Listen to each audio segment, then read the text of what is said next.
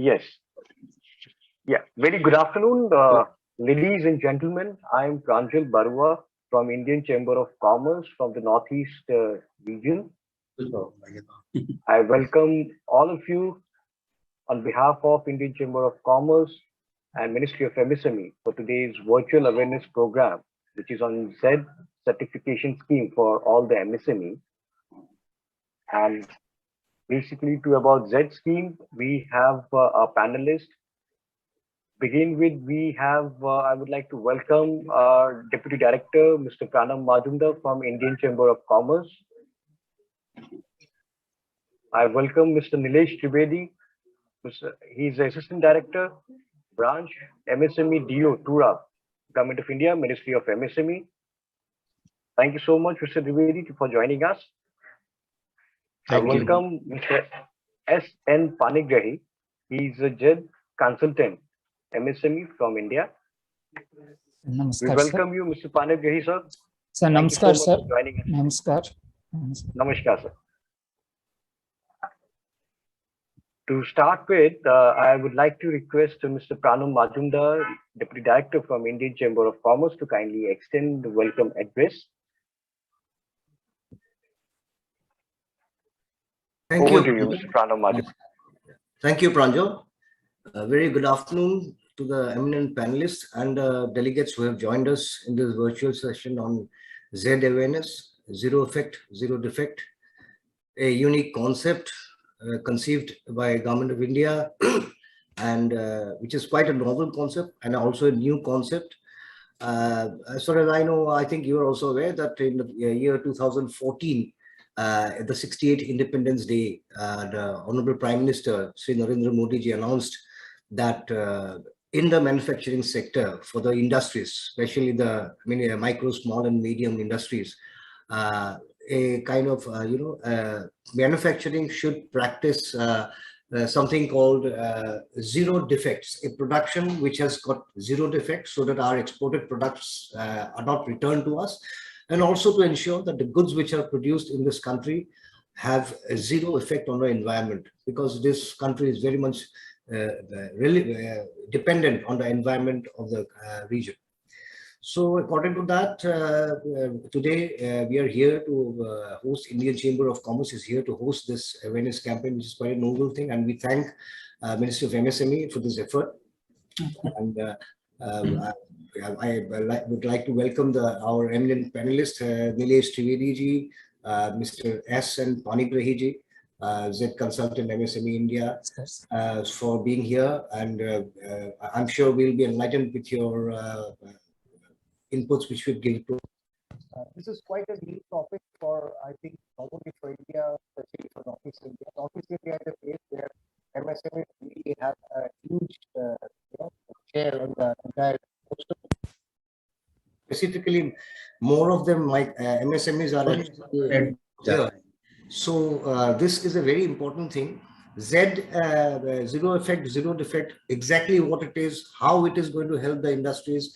This is something our industries in the Northeast India should really be aware about it, because it is not just a word. There are certain technicalities about it, and the ministry has also, devised certain strategic technicalities regarding this word. So I'm sure today we will be having a very positive input regarding that from the eminent panelists.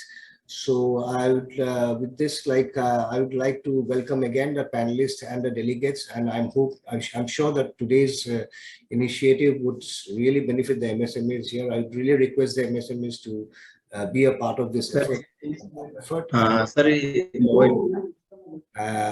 So I again welcome the panelists.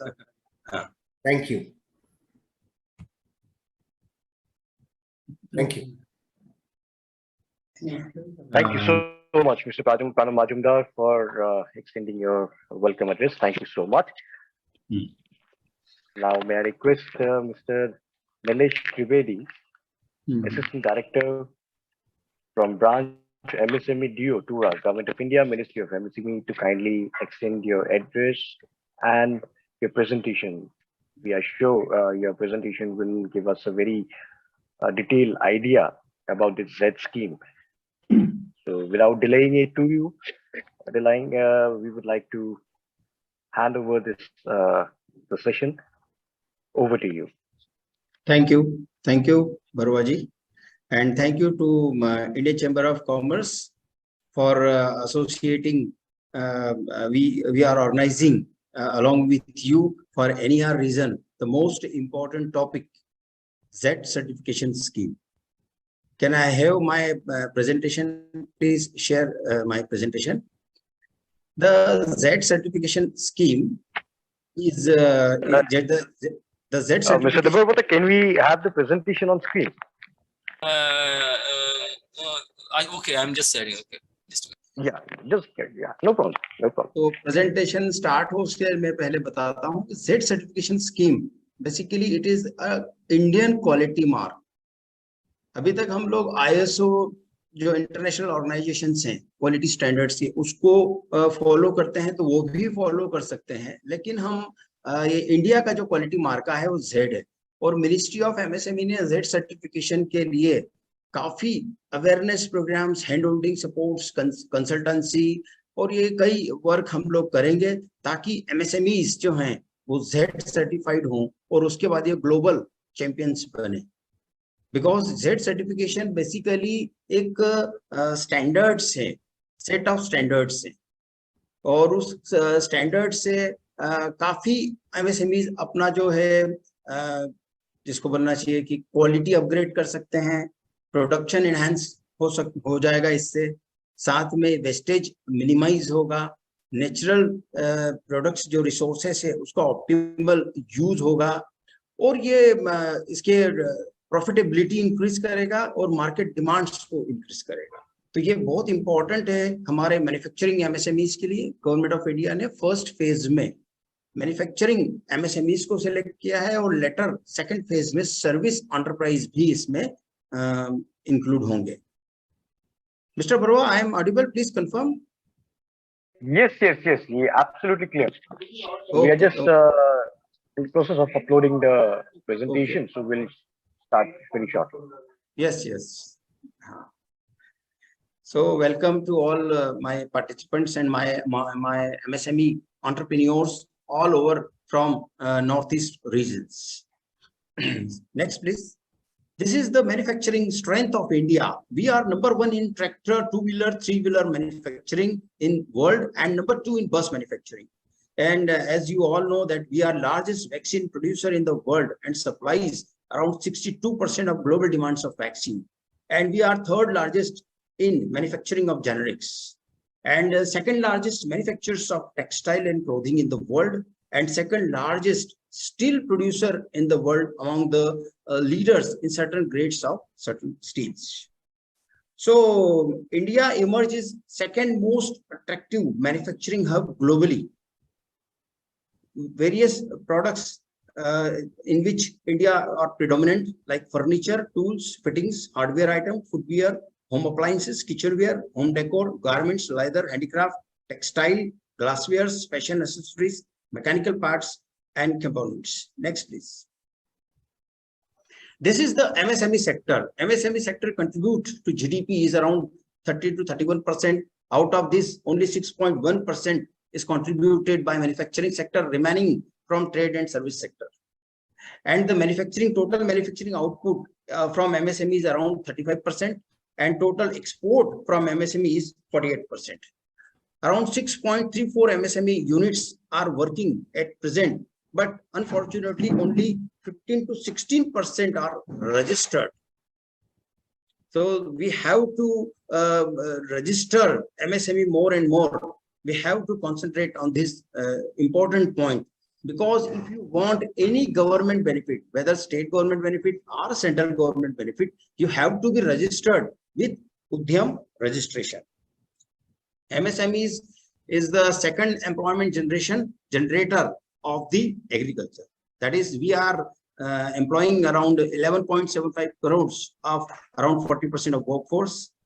And most important thing, this MSMEs micro, around 94% units are come under micro enterprises. This is the most important thing.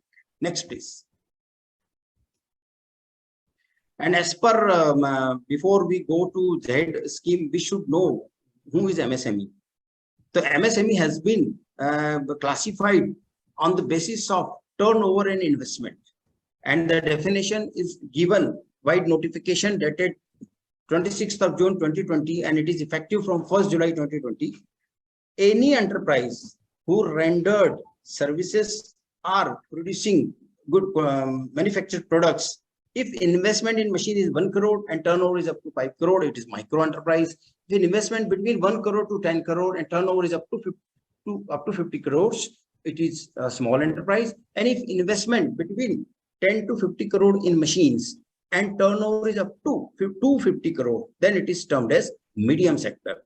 And as I have earlier said, that around 94 to 95% units comes under micro enterprise category. Next, please. And I am requesting all MSME must register to our Udyam registration portal, that is udyamregistration.gov.in. It is free of cost portal. इसमें आपको 1 रुपया 1 पैसा किसी को नहीं देना है और आपने अपना रजिस्ट्रेशन कर लेना है. Next please. जेड स्कीम जो आज हमारा है, zero defect zero effect, means आप क्वालिटी प्रोडक्शन करें लेकिन उसका एनवायरनमेंट पे कोई इफेक्ट ना आए, तो जीरो डिफेक्ट जीरो इफेक्ट से मिलकर जेड स्कीम बना है. इसको जो हमारे जो जेड पैरामीटर्स को यदि आप फॉलो करेंगे और इस सर्टिफिकेट को लेंगे, तो what are the benefits? It reduces wastage of your unit, it increases productivity, enhance environmental consciousness, save energy, optimal use of natural resources, expand their markets. And important thing, MSME will be motivated to adopt best practices in work culture and preparation of SOP. It means हमारे यहाँ पर MSME जब हम किसी place पर inspection करने जाते हैं तो देखते हैं कि रॉ मटेरियल और फिनिश प्रोडक्ट्स जो हैं ठीक से रखे हुए नहीं है, इक्विपमेंट का टाइमली कैलिब्रेशन नहीं हुआ है, मेंटेनेंस नहीं हुआ है, या फिर जो है क्लीनिंग नहीं है, बहुत सारा सामान किसी एक प्लेस पे रखा हुआ है. तो इन सबको हमको ऑर्गेनाइज करना है, तो हमें कुछ सिस्टम्स, कुछ स्टैंडर्ड्स और कुछ एसओपीज को फॉलो करना होगा, तभी हम जो है इस जेड स्कीम का ऑब्जेक्टिव को फुलफिल कर पाएंगे. एंड सबसे इम्पोर्टेंट है कि इसमें जो हमारा जो ये स्कीम है ये मार्च 2026 तक वैलिड रहेगा. Next please. यदि जेड रजिस्ट्रेशन हम अभी तक देखें तो around 16,255 MSMEs are registered on ZED portal, and around same figure 16,255 MSMEs have taken pledge. 332 units are bronze certified, 4 units are silver certified, and so far Government of India Ministry of MSME has given financial support of ₹1 crore. तो ये अभी इस scheme nascent stage में है और हम चाहते हैं कि आप अधिक से अधिक इस स्कीम में रजिस्टर्ड हुए और गवर्नमेंट ऑफ इंडिया और मिनिस्ट्री ऑफ एमएसएमई के बेनिफिट लेकर अपने आप को ग्लोबल चैंपियंस बनाएं. Next please. जेड कंपोनेंट्स, इसमें हम लोग क्या क्या कर रहे हैं? सबसे पहला industry awareness programmes and workshops, ये जो उसी का एक पार्ट है. फिर हम जो है एमएसएमई डेवलपमेंट फैसिलिटेशन ऑफिस जो है उनके ऑफिसर्स, कंसल्टेंट्स और असेसर्स के लिए ट्रेनिंग प्रोग्राम का फेज रहेगा. Then assessment and certification of MSMEs, MSME को असेसमेंट किया जाएगा on remote basis and on site basis. Hand holdings, ताकि उनको जो है बेनिफिट्स मिले, इंसेंटिव्स मिले. Public relation campaigns, advertising and brand promotions करेंगे. इसके अलावा फ्यूचर में हमारा एक डिजिटल एमएसएमई स्कीम भी आ रहा है, तो वो भी जेड सर्टिफाइड यूनिट के लिए वो एडवांटेजेस रहेगा. Next please. यदि किसी को जेड लेना है तो 20 पैरामीटर्स को फॉलो करना पड़ेगा, और 20 पैरामीटर्स में हो सकता है बहुत सारे एमएसएमईज के पास क्वालिटी सिस्टम हो, दैट इज ISO 9000 हो, वर्क प्लेस सेफ्टी सिस्टम हो, दैट इज ISO 45001 हो, या फिर उनके पास लीन एडवांस जो लीन सर्टिफिकेशन से वर्क मैनेजमेंट का वो भी होगा, या प्लांट मेंटेनेंस कैलिब्रेशन वो कर रहे होंगे. ठीक है, तो इसमें 1 to 5 यदि पैरामीटर आप फुलफिल करते हैं, then you are eligible for bronze category ZED certification. Next please. और नेक्स्ट ये जो 12 to 20 के है, इसमें आप देखिए energy management ISO 50001, environment management ISO 14001, और जो ऑक्यूपेशनल सेफ्टी या वर्क प्लेस सेफ्टी का मैंने जो बताया था उसका ISO 45001 है। सप्लाई चेन मैनेजमेंट इससे इंप्रूव होगा, रिस्क मैनेजमेंट, वेस्ट मैनेजमेंट, मूरी जो कि एक लीन का ही कॉन्सेप्ट है, उसी को हम प्रमोट करेंगे। और टेक्नोलॉजी सिलेक्शन और अपग्रेडेशन होगा, CSR का भी आप इसमें वर्क कर सकते हैं। तो ये यदि आपने 3 लेवल होते हैं, ब्रॉन्ज, सिल्वर और गोल्ड, यदि तीनों लेवल आपने क्रॉस किए तो आपको Z सर्टिफिकेशन मिल जाता है। यदि आपने ब्रॉन्ज किया तो आपको ब्रॉन्ज सर्टिफिकेशन मिलेगा, यदि आपने सिल्वर किया तो आपको सिल्वर सर्टिफिकेशन मिलेगा। नेक्स्ट, इसमें आपको जो फ्लो चार्ट है कि आपको Z सर्टिफाइड बनना कैसे है, तो एक जो हमारा गवर्नमेंट ऑफ इंडिया का जो वेबसाइट है Z पोर्टल है, उस पर ही आपको ये अप्लाई करना पड़ेगा। एक रजिस्ट्रेशन होगा जिसमें आपका ईमेल, आपका मोबाइल और आपका उद्यम रजिस्ट्रेशन से आपका रजिस्ट्रेशन हो जाएगा। फिर एक प्लेज लेना पड़ेगी आपको, वो प्लेज भी ऑनलाइन डिस्प्ले हो जाएगी। इसके लेते से ही आपको एक MSME कवच इंसेंटिव, जिसको बोलते हैं knowledge acquisition through wash for an accelerated COVID-19 handling, which is based on the WASH, that is workplace assessment for safety and hygiene। मतलब COVID-19 जो पैंडेमिक आया था उसमें बहुत सारा जो वर्कप्लेस को इम्पोर्टेंस दिया गया था, तो उससे रिलेटेड पैरामीटर्स और गाइडलाइंस उसमें मेंशन है। तो Z प्लेज लेते से ही आपको फ्री ऑफ कॉस्ट मिल जाएगा। फिर आप अप्लाई कर सकते हैं ब्रॉन्ज के लिए, सिल्वर के लिए और गोल्ड के लिए। और Z का एलिजिबिलिटी है, all manufacturing MSMEs are eligible to apply Z registration. Next please. इसका जो इम्प्लीमेंटेशन स्कीम का कौन कर रहा है? MSME development and facilitation offices, जो कि अक्रॉस द स्टेट्स में है, टेक्नोलॉजी सेंटर्स हैं, टेस्टिंग सेंटर्स हैं, निम्स में है जो कि MSME का ऑर्गेनाइजेशन है, क्वालिटी काउंसिल ऑफ इंडिया है, नेशनल प्रोडक्टिविटी काउंसिल है, ब्यूरो ऑफ इंडियन स्टैंडर्ड है, स्टेट गवर्नमेंट है, सेंट्रल गवर्नमेंट्स के डिपार्टमेंट्स भी हैं, मिनिस्ट्रीज भी है, industry association, most important, industry association भी इसके इम्प्लीमेंटेशन में हेल्प करेगा। नेक्स्ट, इसका जो असेसमेंट होता है, इसमें 3 लेवल से, जैसे मैंने बताया ब्रॉन्ज, सिल्वर एंड गोल्ड।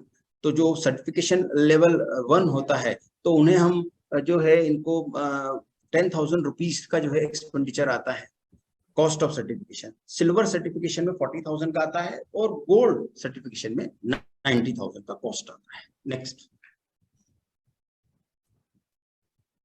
इसमें हम सब्सिडी देते हैं। सब्सिडी जो है सबसे ज्यादा माइक्रो एंटरप्राइज, दैट इज जो कि सबसे प्रिडोमिनेंट है, सबसे बड़ा सेक्टर वही है। तो अराउंड 80% सब्सिडी जो है माइक्रो एंटरप्राइज को रहती है इसमें, स्मॉल एंटरप्राइज को 60% सब्सिडी रहती है और medium enterprise is given 50% subsidy. Next, अच्छा, इसमें एक एडिशनल सब्सिडी है for the MSMEs located in NER। तो यहाँ हमारे NER, चाहे असम हो, अरुणाचल हो, मेघालय हो, त्रिपुरा हो, मिजोरम हो, सभी दूर जो NER के स्टेट्स है उसके लिए 10% एक्स्ट्रा सब्सिडी है। तो टोटल सब्सिडी यदि माइक्रो एंटरप्राइज के लिए काउंट करें तो 90% हो जाएगा। और इसके अलावा हमारे जो MSC CDP जो क्लस्टर्स हैं या स्फूर्ति के जो क्लस्टर्स है उनके लिए 5% एडिशनल सब्सिडी है। तो यदि कोई माइक्रो एंटरप्राइज स्फूर्ति या CDP का NER में फंक्शनिंग कर रहा है तो उसको 95% subsidy will be given by government of India, ministry of MSME। Next, तो जैसे मैंने आपको बताया, प्लेज लेना पड़ेगा, आपको एक अंडरटेकिंग देना पड़ेगा कि हाँ साहब ये कंप्लायंसेस जो हैं हम फुलफिल करते हैं। फिर आपको डॉक्यूमेंट ऑनलाइन अपलोड करने पड़ेंगे, वेरिफिकेशन करना पड़ेगा और उसके बाद आपको रिकमेंडेशन होके सर्टिफिकेट ग्रांट हो जाएगा। जैसे ही तो ये जो पैरामीटर्स हैं ब्राउन सर्टिफिकेशन के, इसमें लीडरशिप है, स्वच्छ वर्कप्लेस है, ऑक्यूपेशनल सेफ्टी, यदि आपके पास ISO 45001 है और ISO 9001 है तो आप ये 2 पैरामीटर्स आपको ऑलरेडी अवेल हो चुके हैं। तो फिर आपको केवल लीडरशिप, स्वच्छ वर्कप्लेस और मेजरमेंट ऑफ टाइमली डिलीवरी, इसको लेके आपको डिक्लेयर करना पड़ेगा और आपको ये ब्रॉन्ज सर्टिफिकेट मिल जाएगा। नेक्स्ट, इसमें आपको कुछ फोटोज जो प्रोडक्ट्स हैं या shop floor, labels, fire safety system, उसकी फोटोग्राफ अपलोड करना है, एक डिक्लेरेशन करना पड़ेगा, वो ऑनलाइन है। और वैलिडिटी जो इस सर्टिफिकेट की होगी वो 3 इयर्स की होगी और 3 इयर्स के बाद आपको रिन्यूअल के लिए अप्लाई करना पड़ेगा और इंसेंटिव जो भी अवेलेबल होंगे वो आपको इसमें मिलेंगे। नेक्स्ट, इसमें एक बहुत इंपॉर्टेंट है कि आप आपके यहाँ पर किसी प्रोडक्ट का टेस्टिंग करवाते हैं या कोई मैनेजमेंट सिस्टम्स लेते हैं, जैसा ISO 45001, 9001, 50001, या कोई प्रोडक्ट सर्टिफिकेशन लेते हैं। तो यदि आपने कोई टेस्टिंग करवाया है, तो टेस्टिंग जो NABL एक्रेडिटेड लैब से करवाया है, या फिर कोई मैनेजमेंट सिस्टम जो एक्सपेंडिचर किया है, मैनेजमेंट सिस्टम ISO 9000, 45000, 50001 या 14001 जो कि एनवायरमेंट मैनेजमेंट का होता है, तो उस, या फिर आपने कोई प्रोडक्ट सर्टिफाई किया है BIS से, तो उसके लिए 75% तक का जो रीइंबर्समेंट है, मैक्सिमम लिमिट 50,000 है, वो हम लोग रीइंबर्स करते हैं। तो ये एक अच्छा है कि आपके लिए इस प्रकार के चाहे टेस्टिंग हो या मैनेजमेंट सिस्टम्स हो या प्रोडक्ट सर्टिफिकेशन हो, इसके लिए आपको जो है हम रीइंबर्स करते हैं 75% amount, max ₹50,000। Next please. Silver में भी सेम जो पैरामीटर्स 1 to 5 ब्रॉन्ज के लगते हैं, वो ही सेम टू सेम लगते हैं। उसके बाद नेक्स्ट जो और पैरामीटर्स है वो भी सिल्वर में आते हैं। इसमें भी 3 इयर्स का वैलिडिटी रहता है। 3 इयर्स के बाद आपको रिन्यूअल करना पड़ता है। और जैसा जो मेथड मैंने ब्रॉन्ज के लिए बताया, same method is adopted for silver. Next please.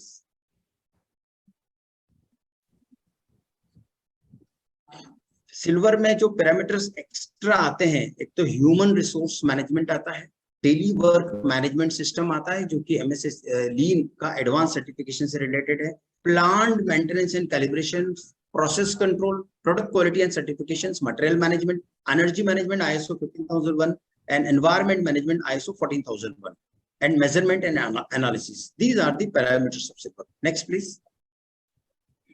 ये पैरामीटर्स के बारे में मैं पाणिग्रही सर से रिक्वेस्ट करूंगा कि थोड़ा सा कि वो कैसे जो है इस पैरामीटर्स को ऑब्टेन करे फॉर गेटिंग जेड सर्टिफिकेशन।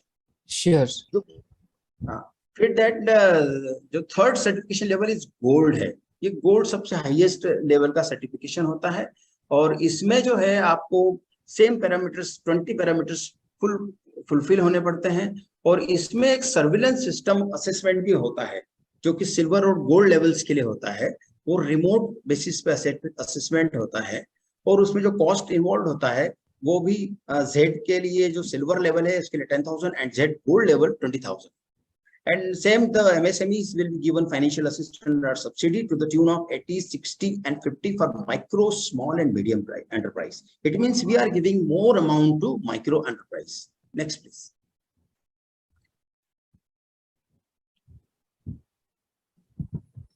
ये जो एडिशनल पैरामीटर्स हैं, it is supply chain management, risk management, best management, technology selection, natural resources conservation, ये सब जेड के जो ऑब्जेक्टिव है उसको फुलफिल करना है। बेसिकली आपने अपनी यूनिट को एक ग्लोबल स्टैंडर्ड की यूनिट बनाना है, जिसमें आपका वर्क प्लेस, आपके टेस्टिंग स्टैंडर्ड्स, आपके क्वालिटी सर्टिफिकेशंस, आपका टाइम मैनेजमेंट, इसके अलावा डिलीवरी, इट मींस एक स्टैंडर्ड यूनिट जैसा आपको कन्वर्ट करना पड़ेगा। नेक्स्ट।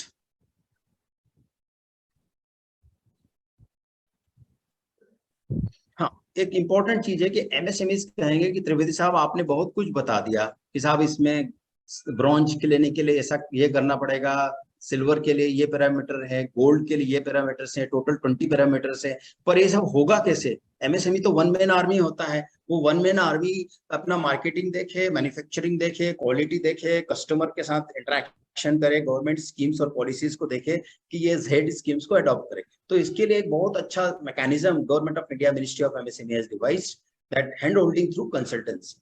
तो इसके लिए हम लोगों ने टोटल जो है 5 लाख रुपीस का प्रोविजन रखा है। Out of 5 lakh 2 lakh rupees for जो है कंसल्टेशन के लिए है। तो जो टेक कंसल्टेंट रहेंगे, जेड कंसल्टेंट एक्सपर्ट्स रहेंगे, वो आपकी यूनिट को पूरी तरह से गाइड करेंगे ताकि आप आपकी यूनिट को जेड पैरामीटर्स को कंप्लाई करते हुए जेड सर्टिफिकेशन आपको मिले।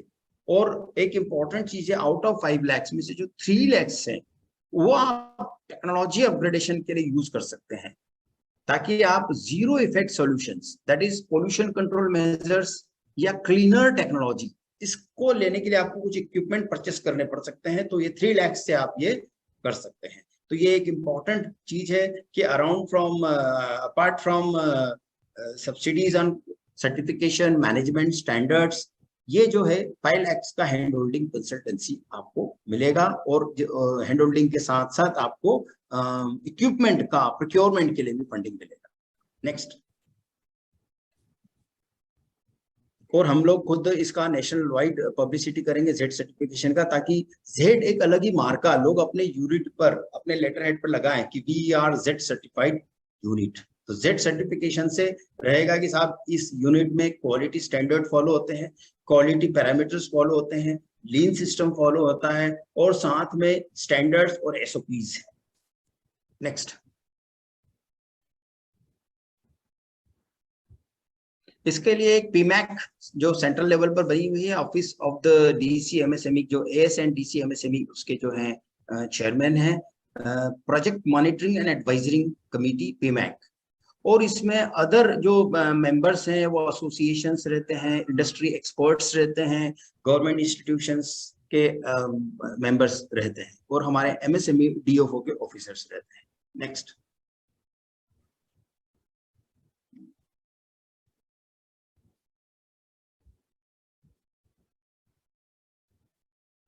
Next please.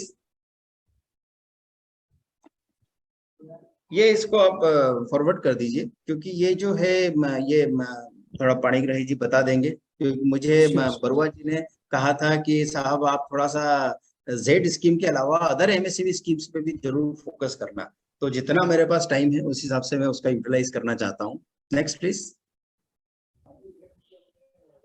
नीलेश जी, कुछ क्वेश्चंस हैं मेरे ख्याल से, एक क्वेश्चन है वो आप अभी देना प्रेफर करेंगे या shall we discuss at the time of interactive? एक क्वेश्चन ले सकते हैं बाद में। हाँ, next. Okay, there is a question from Mr. Gaurav Pandey. He is asking, in the absence of ISO certification 9001, 14001, 45001, 50001, what are the specific requirement Indian standards? नहीं, इसमें जो है यदि आपके पास ये सर्टिफिकेशन यदि हैं तो आपको ये सर्टिफिकेशन लेने की फिर से अप्लाई करने की जरूरत नहीं पड़ेगी। अदरवाइज इसके जो उसके जो पैरामीटर्स हैं, चाहे ISO 9000 हो, 14000 हो, 45000 हो या 50001 हो, उसके पैरामीटर्स को आपके यूनिट के हिसाब से आपको फॉलो करने पड़ेंगे। तो कंसल्टेंट्स की हेल्प से आप ये कर सकते हैं।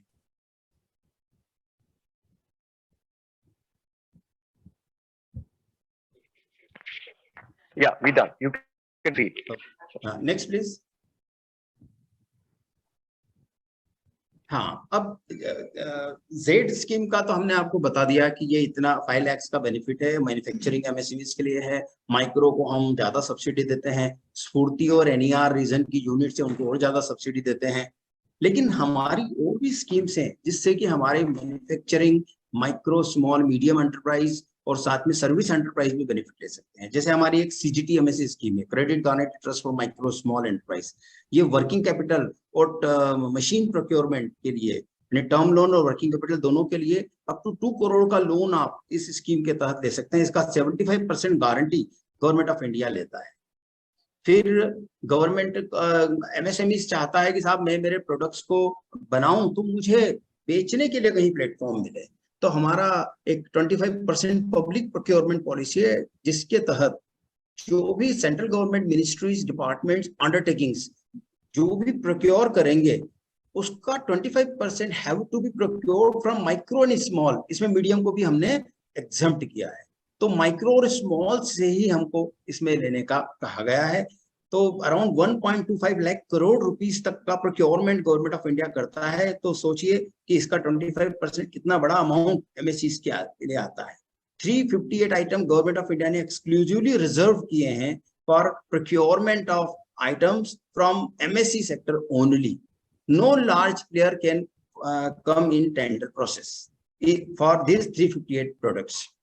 और इसके अलावा जब ये प्रोक्योरमेंट पॉलिसी में आपको tender form free of cost, you will get tender form free of cost, that is exemption from the payment of earnest money and purchase preference for एमएससीज।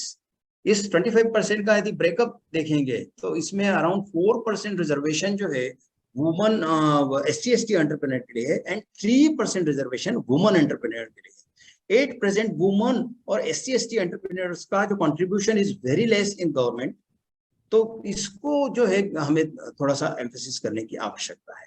फिर हमारी procurement and marketing support PMS scheme है, जिसमें MSMEs MSEs not MSME, only MSE, micro small enterprise, यदि कहें कि साहब हमें marketing चाहिए, तो मार्केटिंग के लिए क्या होता है, तो साहब जो नेशनल लेवल पर, ऑल इंडिया लेवल पर जो इंटरनेशनल डोमेस्टिक एग्जीबिशंस होती हैं, यदि if you want to participate, we are giving reimbursement of rupees 1,25,000 for metro region and 80,000 for other parts.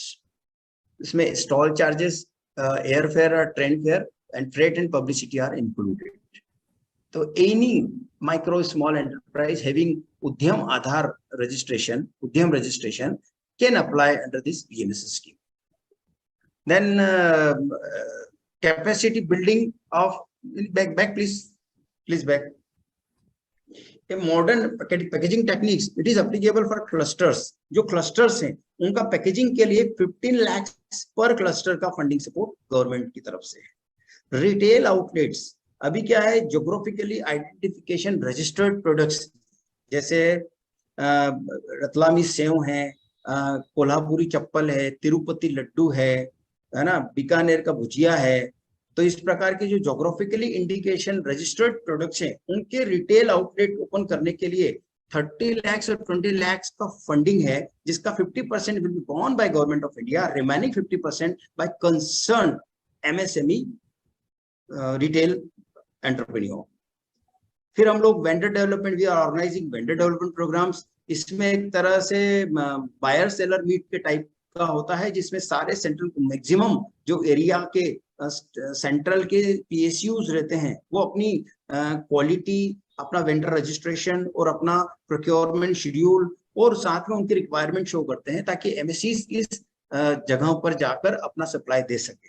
तो ये एक बहुत अच्छा प्रोग्राम है। नहीं तो क्या होता है कि एमएसएमईज वाला जो है बेचारा गेट से ही वापस आ जाता है कई बार।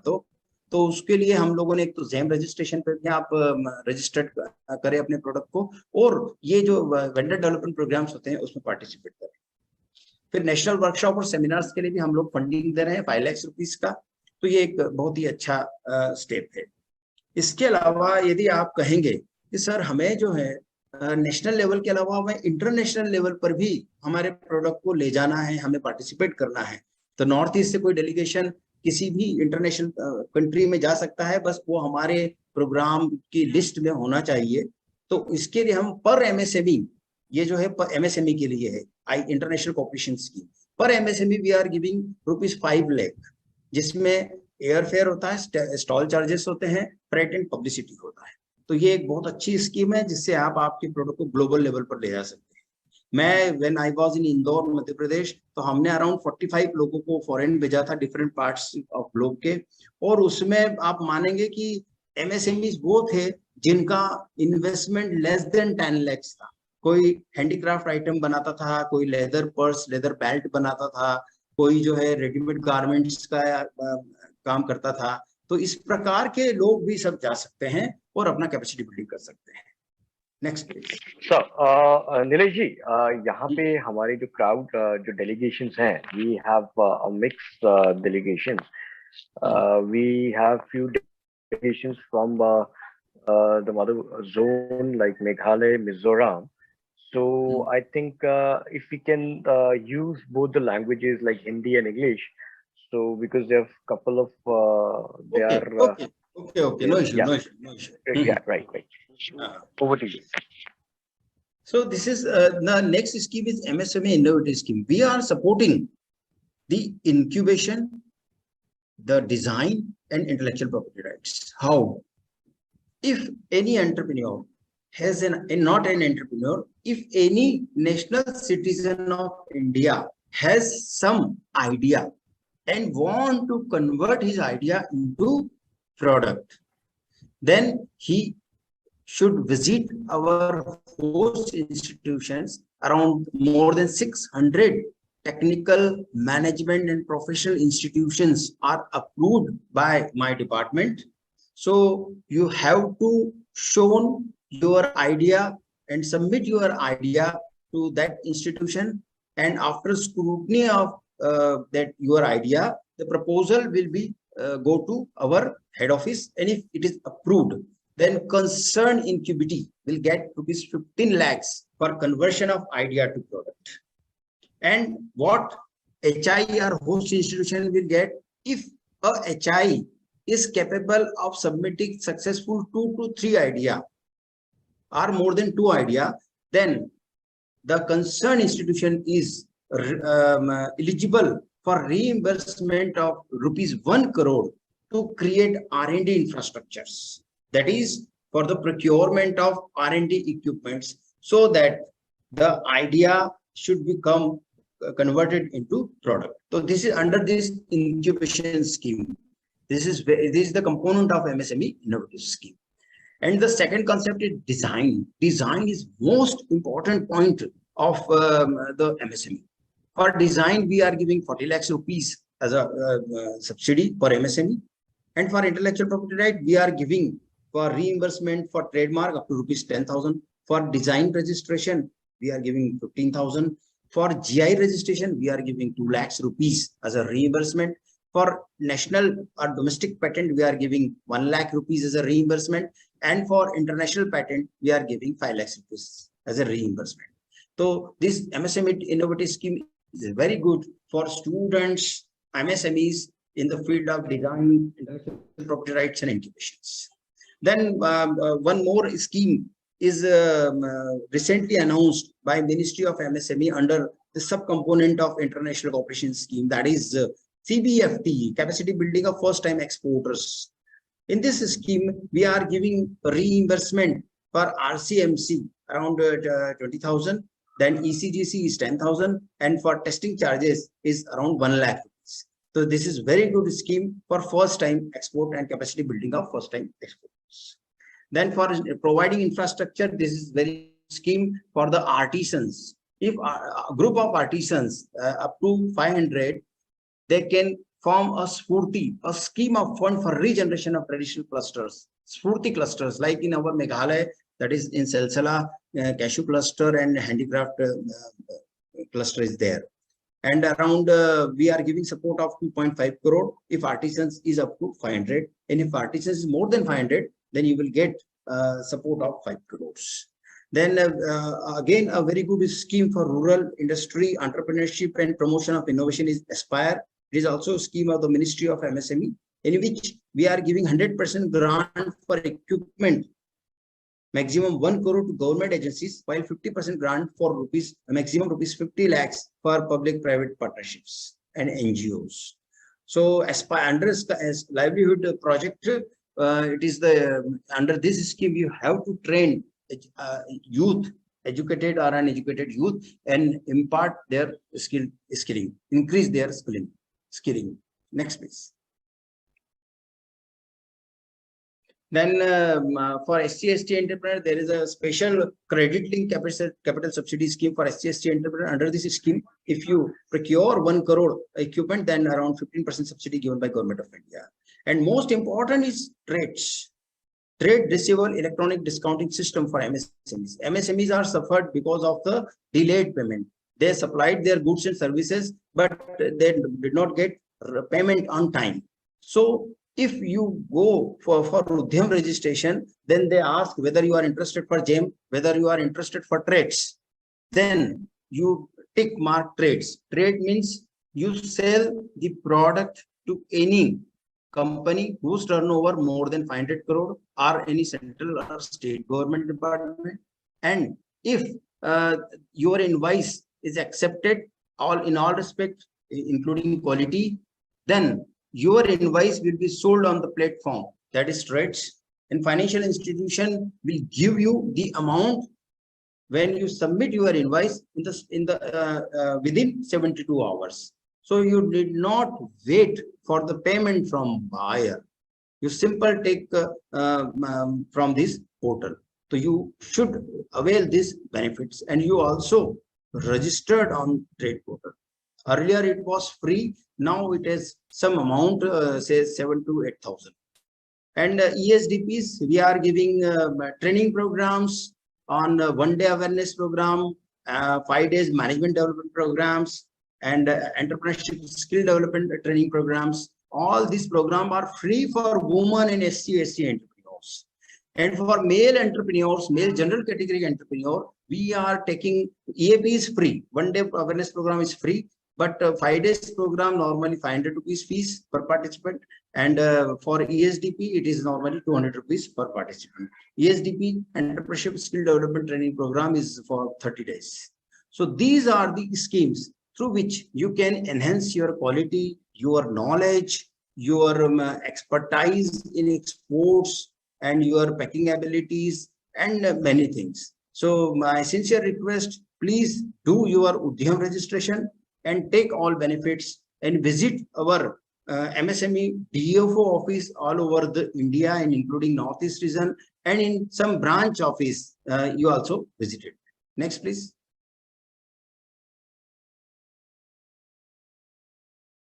And the most important is scheme. This cluster development pattern for any cluster development is a concept in which similar type of production units are united together and form a cluster. If cluster has two components, one component cluster A1 and cluster B2. For A1, it is between total project cost between 5 crore to 10 crore. And for funding pattern, 80% borne by Government of India, 15% by state government, and 5% by special purpose vehicle, that is the cluster's main actor. Because SPV is formed by the union of minimum 20 units, but I can say that you start with 50 units. Might be some units are left during the formation of cluster. So you start with formation of this cluster by collecting 50 units. So 50 units united and form a cluster. And another one scheme is from 10 crore to 30 crore, in which we are reducing our subsidy portion by 10%. So we are giving 70% as a reimbursement, and state contribution is 15% and 5% from SPV. So important thing that all SPVs bear only 5% cost. Then for infrastructure development, this scheme is applicable only for state government agencies and state government departments. 5 crore to 15 crores, in which 70% funding support is given by Government of India. Remaining 30% is borne by the concerned state government. And then for if existing upgradation of existing industrial estate, then we are giving 5 crore to 10 crore. Out of this 5 crore to 10 crore, 60% support by my department, and remaining 40% will be borne by concerned state government. Next, please.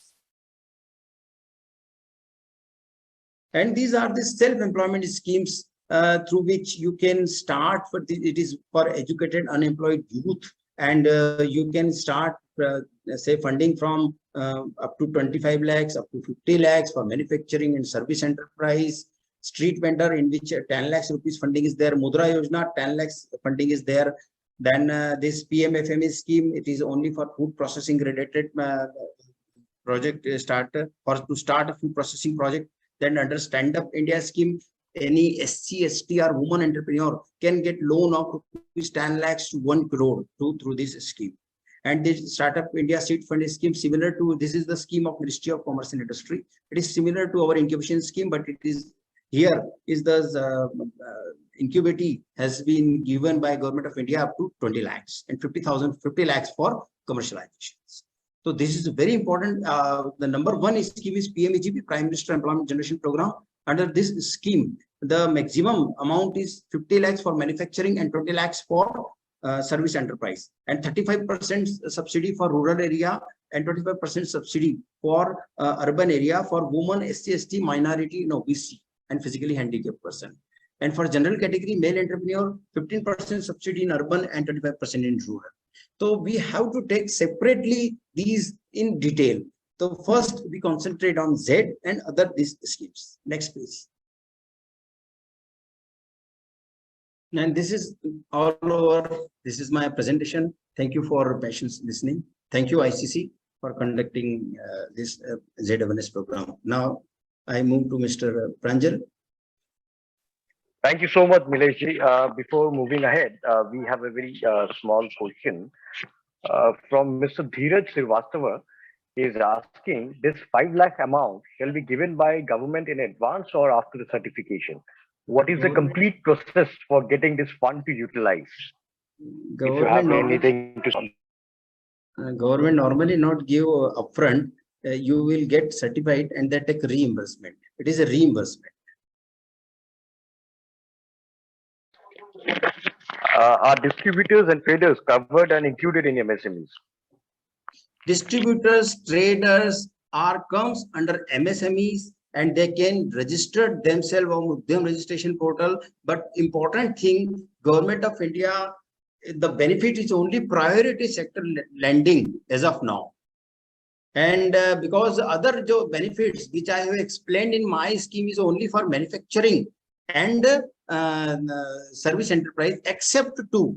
Number one is CGT MSC, Credit Guarantee Trust for Micro Small Enterprise. Under this scheme, traders can get loan of rupees 1 crore. Out of 1 crore, 50% their security collateral given by Government of India. Means guarantee is given by Government of India, so that they can 50 lakhs rupees is a collateral free loan, and next 50 lakhs they have to submit some assets to bank.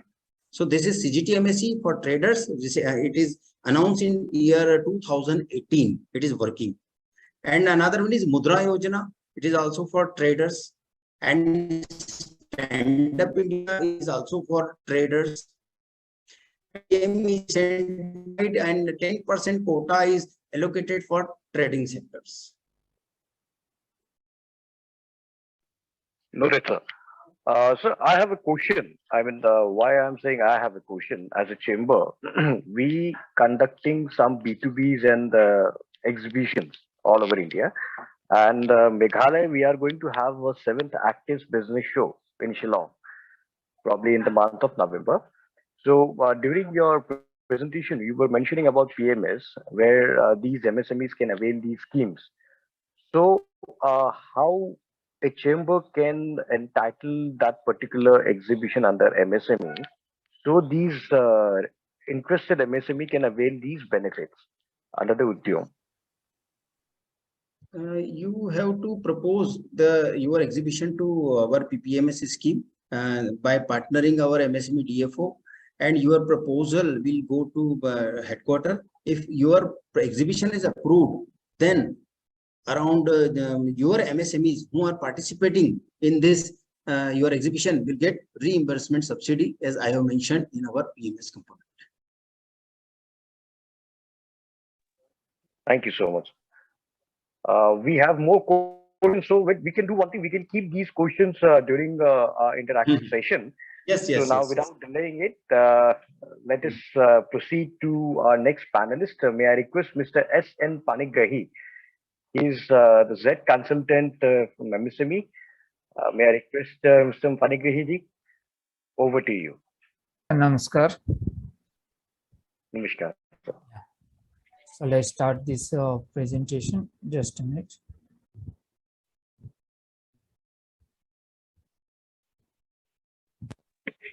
Kindly keep all, I request all the delegates to keep all of your questions ready. We will definitely get back to you during our interactive session. We will have an interactive session so we can clear all the doubts, your queries. So we request you to kindly be online, be live with us. We will get back to you again.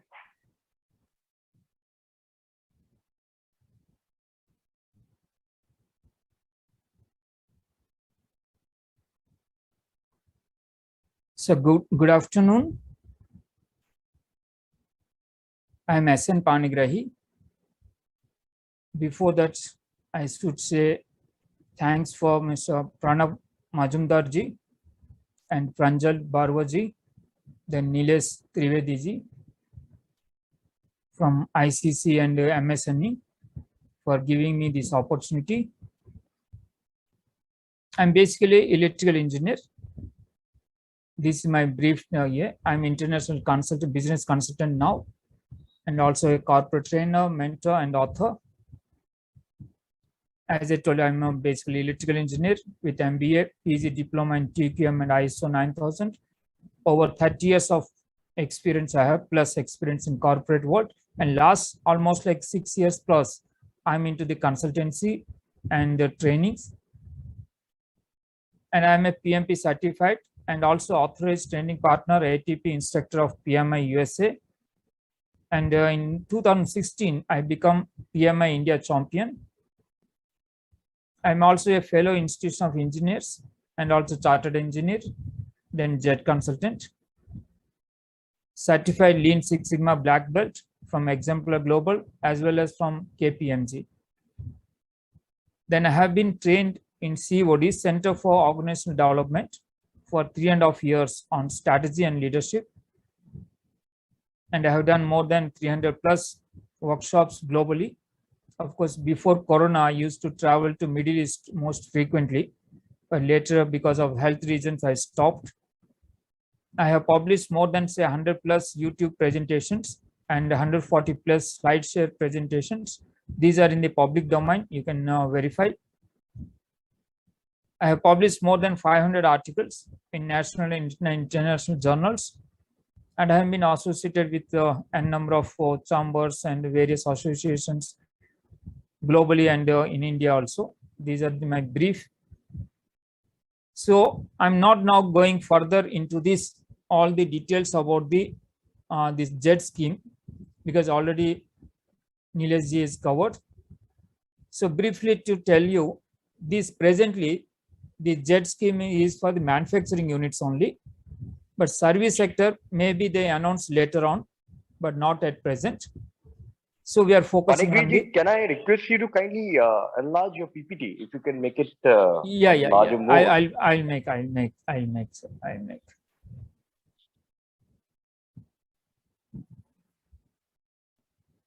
Yeah.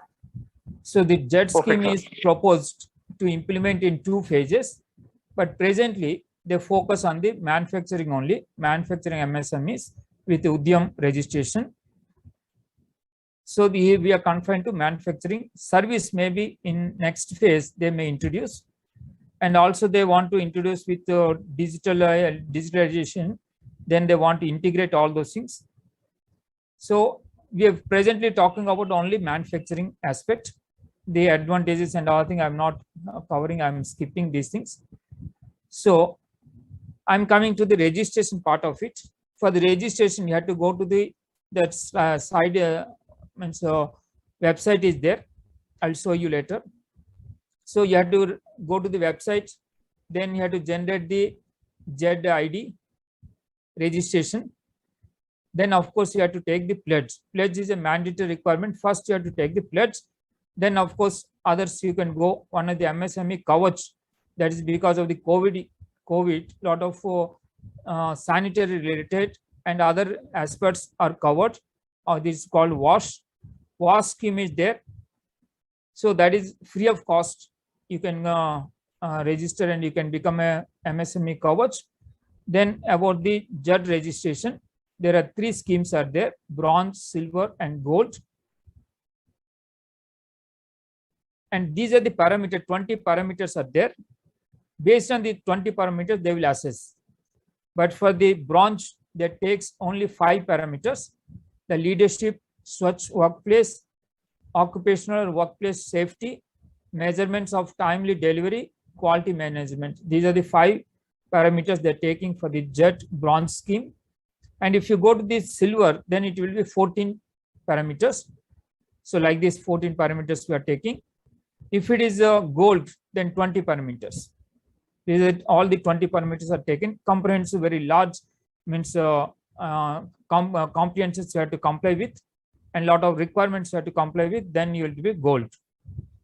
Of course, if you have any certification, international certifications, like these certifications, ISO 45001, then you will be exempted from the occupational workplace safety. Means this is OSHA certification. When you are OSHA certification, the serial number 3 will be exempted. Suppose your ISO 9000 certificate, then quality management, the QMS basically, that is being exempted. Like this, there are certain exemptions are there. I have shown to you in the last extreme right hand side column. So certain exemptions are there, means you need not show again the evidence. These are evidence based assessment. These are all evidence-based assessment. Of course, if you have these certifications, then again, you need not show the evidence for those parameters. All other parameters have to show. For example, it is the bronze scheme. As I told you, there are 5 parameters. On these 5 parameters, you have to show the evidence that you are following and you are put in practice in your organization. So ZED is basically, because as I told you, this is about the zero defect and zero effect. So they mostly focus on some of the parameters so that your delivery will be 100% with accuracy without any defects and errors. And also it will not be any effect on either in the environment or in the adverse impact on any of the societal aspects. So that is what the concept is conceived. It is Indian origin concept, purely in Indian, but combination of the various concepts brought in from various aspects of good practices. So all the good practices, they club together into one scheme. They call it ZED scheme to encourage the MSMEs so that they will be becoming world-class manufacturers. At present, we are talking manufacturing. So world-class manufacturers in terms of the quality, in terms of the delivery, in terms of the cost, in terms of the, again, effects on the environment. So worldwide now, environmental consciousness is increased. And India also, we have put many regulations. But these are certain regulations are voluntary basis. Certain regulations we are putting the compulsory. So when it is compulsory, you have to follow as a mandatory requirement, statutory compliances. But there are always some skippage is there. People used to avoid it. But whatever the reason. But if you follow these things rigorously, definitely that benefit will be there. Not just we are talking about the government is giving certain schemes and benefits, or some subsidies. Not apart from this, lot of benefit you yourself will get. That is more important. Like for example, any of the items are rejected. Suppose you are manufactured and the item is rejected by the vendor or the supplier, means your supplier, and your customer has rejected. Then what will happen? When he rejected, you have to bring back. That cost is involved. You again rectify it, modify it. If not possible, you have to scrap it. All costs are involved. But if you are making these practices, good practices, put into your your practicing, then definitely there will be certain reduction in any of the rejections or errors, defects, and customer loyalty will increase so that the customers will place more the orders, or your reputation will increase. As a result, your growth of the organization can happen. So don't look this is only from the government subsidiary point of view or certain benefits point of view, which government may give, but look from your own development, your growth, your competitiveness in the in domestic as well as international markets. So from that angle, you have to look into. Subsequently, I'll show you also some of the benefits what we can accrue from these schemes. Some of the parameters I'll picks up, then I will explain you how that benefits can be done and how we can implement like that. So as I told, this is the scheme. First is a bronze scheme. In the bronze scheme, first is, of course, you have to take the pledge. Always there is a pledge. The pledge you have to take. After the pledge, you have to undertake the compliance related undertaking you have to make. What are the compliances you are following? As I told, there's 5 parameters: leadership, Swachh workplace, then workplace occupational safety, then measurement of timely delivery, quality management. These are the parameters. Based on these parameters, that evidence must be shown. You have to make the declaration that we are following this or complying with these requirements. Then as evidence, you have to upload certain documents, some photos. So what are those? Some of the examples I'll tell you. After that, the recommendation by the QCI and his panel, they recommend, then you will be certified as a bronze certificate. Okay. Of course, this certificate is valid only for 3 years. After the expiry, again, you have to recertify with showing the evidence. That means it is a maintainability is very important. It's not like one-time certification. One time you got and lifelong you can enjoy the certificate. No. Timely, there must be some updations. So you have to update yourself and recertify once the 3 years period is completed. Similarly, if you go to the silver certifications, then again pledge you have to take and undertaking that you are following. These are the 14 parameters here. These 14 parameters, you have to show the evidence, certain documentary evidence, certain photographs, all those things you have to show the evidence, and those has to be uploaded in this portal. Then of course there is assessment. In the bronze there is no third party assessment. It is only self declaration in the bronze. But when it comes to the silver, of course you have to make the remote assessment, not in the site assessment but remote assessment. Whatever you have been uploaded, that will be remotely they will assess by the assessors. By the assessors they will assess. Then they will make the recommendation. Based on the recommendation, of course, you will be entitled for the certificate. So this is how. But here also it is a 3 years validity. And once again within 3 years, once after the 18 months, there will be a remote surveillance audit, means assessment. That is also remotely will be done by the assessors. Then that will be continued. Means intermediately there is certain assessment, because you have to whether following or not, or you're skipped again. One time you're followed, then you're skipped, not maintained. So therefore they want to have this assessment also intermediately. That is on 18 months it's completed, then there is a remote surveillance, that assessment. Again, as I told you, 3 years. After 3 years, again you have to reapply for this. Then comes to about the gold. The gold certificate, again there is a first is a pledge, and then undertaking for the 20 parameters. Now it is increased. It is not, sorry, it is not 14, it is increased. It is actually 20. All the parameters, means all the 20 parameters you have to follow. So the 20 parameters you have to follow, then evidence also has to be shown. So it is evidence based. Yeah.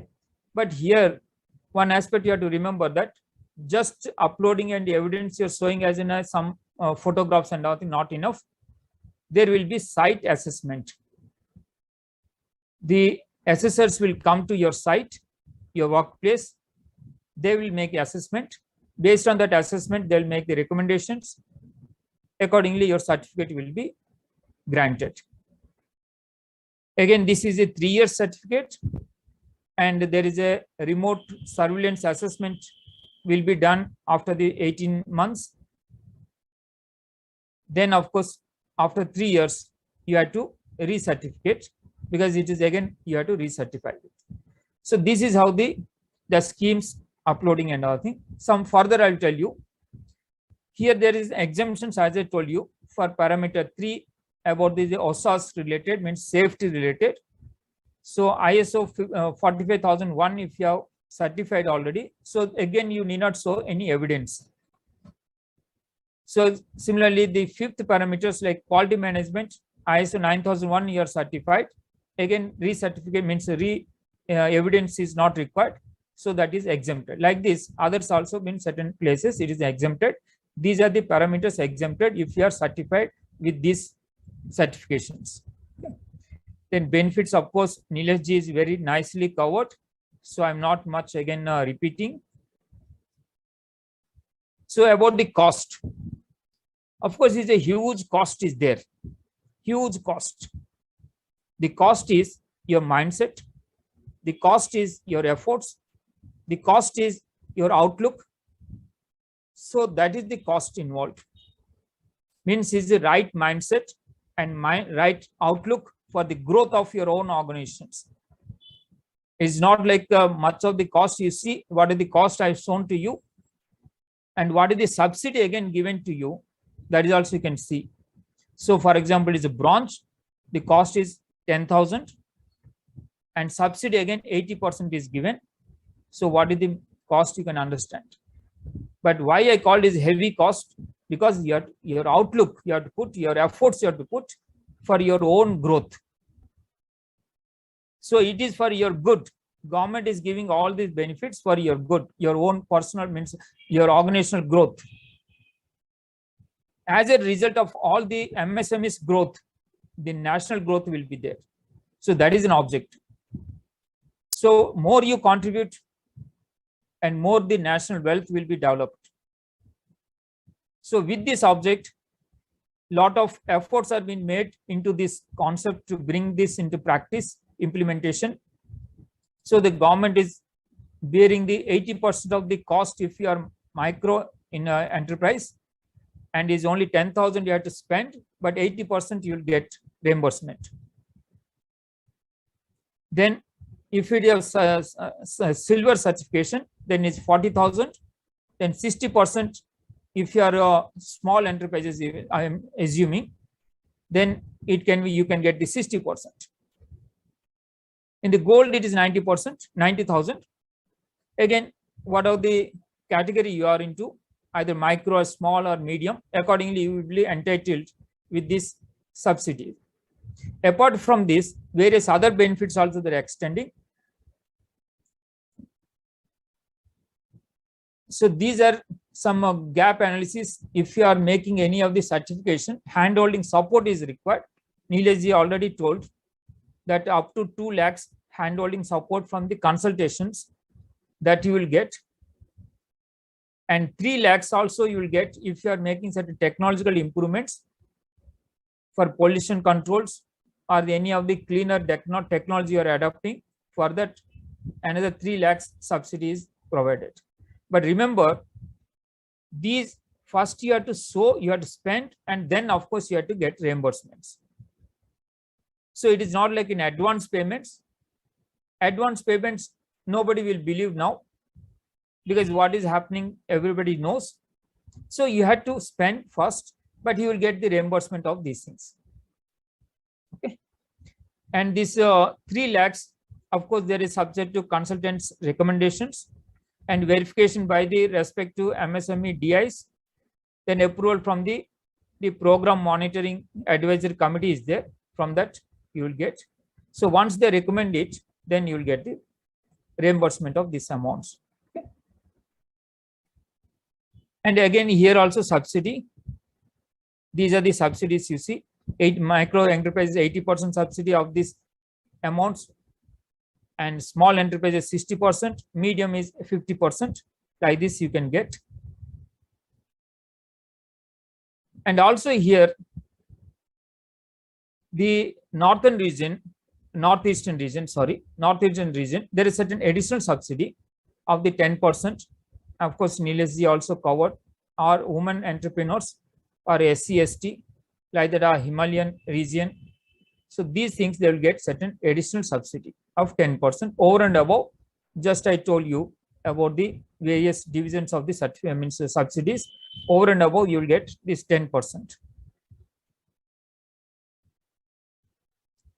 Then surveillance audit also, or assessment also, there is a cost, because after the 18 months you have to get the surveillance certification assessments. Then that is for the silver. It is for bronze there is no, because it is only self declaration based.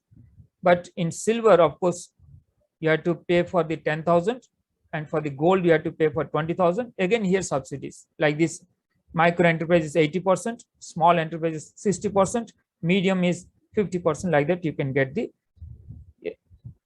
And of course the definition of the what is the micro, small, medium, Nilesh ji already told, so I need not again explain you. So in this category, if you are falling, accordingly your subsidies will be entitled. Okay. Now let us go to the this assessment base, how it will be done, how the uploading and all things is done. I will briefly cover. Then I will come with this furniture based industry, what are the requirements and all things also I will cover, right? So the basic informations like this you have to provide on the portal. The photos representing the your one representative must be there from each of the your industry. So his selfie, then cite that your means either your factory or any of the premises where you are working or your workshops are there, the factory is there, that external. Then of course all the internal and all thing also product manufactured, key customer, domestic customers or international customers, the details, and what are the raw materials imported or the raw materials what you're procuring. So other details also accordingly you have to provide the energy sources, all these things you have to produce the details. And when you're producing these photographs, very importantly you have to understand the clarity of the photos, because some of these things are self-assessment basis, they declare, and accordingly a certification has to be given. For example, bronze, and others also in silver also there is a remote audit will be there, assessment will be there. So this, therefore the photographs uploading is very important part. If you're not properly providing your evidences, because these are evidence based and self declaration based, if that evidences are not very clear, then of course you are finding difficulty to get the certificate. So the evidences, for example, like this, for example, first is the site, external site, your office entry or building or gate, these things must be very clearly visible. Accordingly you have to make this because there is certain evidence that you have a certain premises, you have certain means manufacturing facilities in certain locations. Okay, and not like this invisible, these are not visible, though you have taken photos, but these are not visible. Some photos you are taken from the very longer distance, which is not be recognizable, and other ways your name of the organization, other things not very clear, some simply like certain wall and other things are being exhibited like, so these are not accepted. So you should take care of for providing the proper photographs of this. Similarly, the product photographs, what products you are manufacturing and output of your products. So that must be very clearly depicted, what is the item, what is the component, or what is the finished goods. Very clearly you must exhibit, and with lot, not just one single piece, but a lot also you have to exhibit, so that it will be clear. Not like where I'm showing that all the lots are kept or covered or something which is not recognizable, then it is not no purpose, so they will not provide the certificate. So that evidence must be very clear. So therefore these things you have to take proper care of it. Suppose the products you are putting like this, it is not recognizable, in such case your case will be, again they make the queries and it will not be granted the certificate. Similarly, interiors, now the evidence of the shop floor, where you are following the cleanliness and proper markings are there. So these are the good practices, good shop floor practices. So if you are maintaining these things, then of course that will be evidence, because we are focusing on the Swachh. Swachh is one of the criteria, one of the parameter, major parameter in fact, and not only in India, in fact, we are calling this Swachh from the long days and may or may not be following. But if you see from the Japanese, and they followed this 1940s onwards, in the Toyota they emerged the concept of Toyota production system, and they started with the 5S concept. People later added another S, is the safety also, so 6S. But this is again talks about the your cleanliness. So cleanliness, if you see one of the parameter, like for example, I'll take these furniture aspects. The leadership is one of the first parameter. The leadership, you have to exhibit the documentary evidences you have to show, and you have to upload in the system that your organization chart, for example, and what are the different roles and responsibilities, the communication, directing all the stakeholders for the following the ZED cultural practices. Some evidence you have to show that you have started seriously about adopting the ZED concept. And then Swachh, I told you, the Swachh is proper nomenclature means labeling and nomenclatures of the building units or yards. Then task identifications, products, the employee roles and responsibilities well defined, that evidence must be there. And training, also essential part of it, ZED training. Of course, you may be getting from the external some supporting consultants or otherwise or associations, but internally also what such trainings you are conducting, that evidence must be there. How frequently you are conducting, who are the people attended the trainings, so that give the culture development, means internal your culture has to develop, change, so that every employee is quality conscious, cleanliness conscious, then defect free, errors free, all this, the culture has to develop. So therefore they focus on these documentation related, and any of the SOPs are there, standard operating procedures, or any of the root cause analysis, any defects or any wrongs happens, something goes wrong or errors happens, whether you have a systematic approach to address that such defects. So that also you have to put into practice. And also CAPA means the corrective action and preventive action. What is this also I'll show you. And we are now going about the 5S, for example. If you are following the 5S, that implementation or not, that is also certain evidences. If you are able to show it, then definitely it is a good that you are following certain practices which is in line with the requirement of the ZED.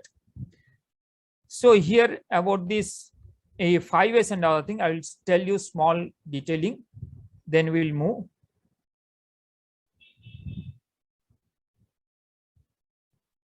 Just a minute, sir. Yeah. Here we are talking about the 5S. What is the 5S? I tell you. Actually, it is Japanese concept. 5S is means putting the right means product in the right place, putting the product in right place, right products in right place, and cleanly and properly segregated with the proper traceability. So this is the basic concept of the 5S.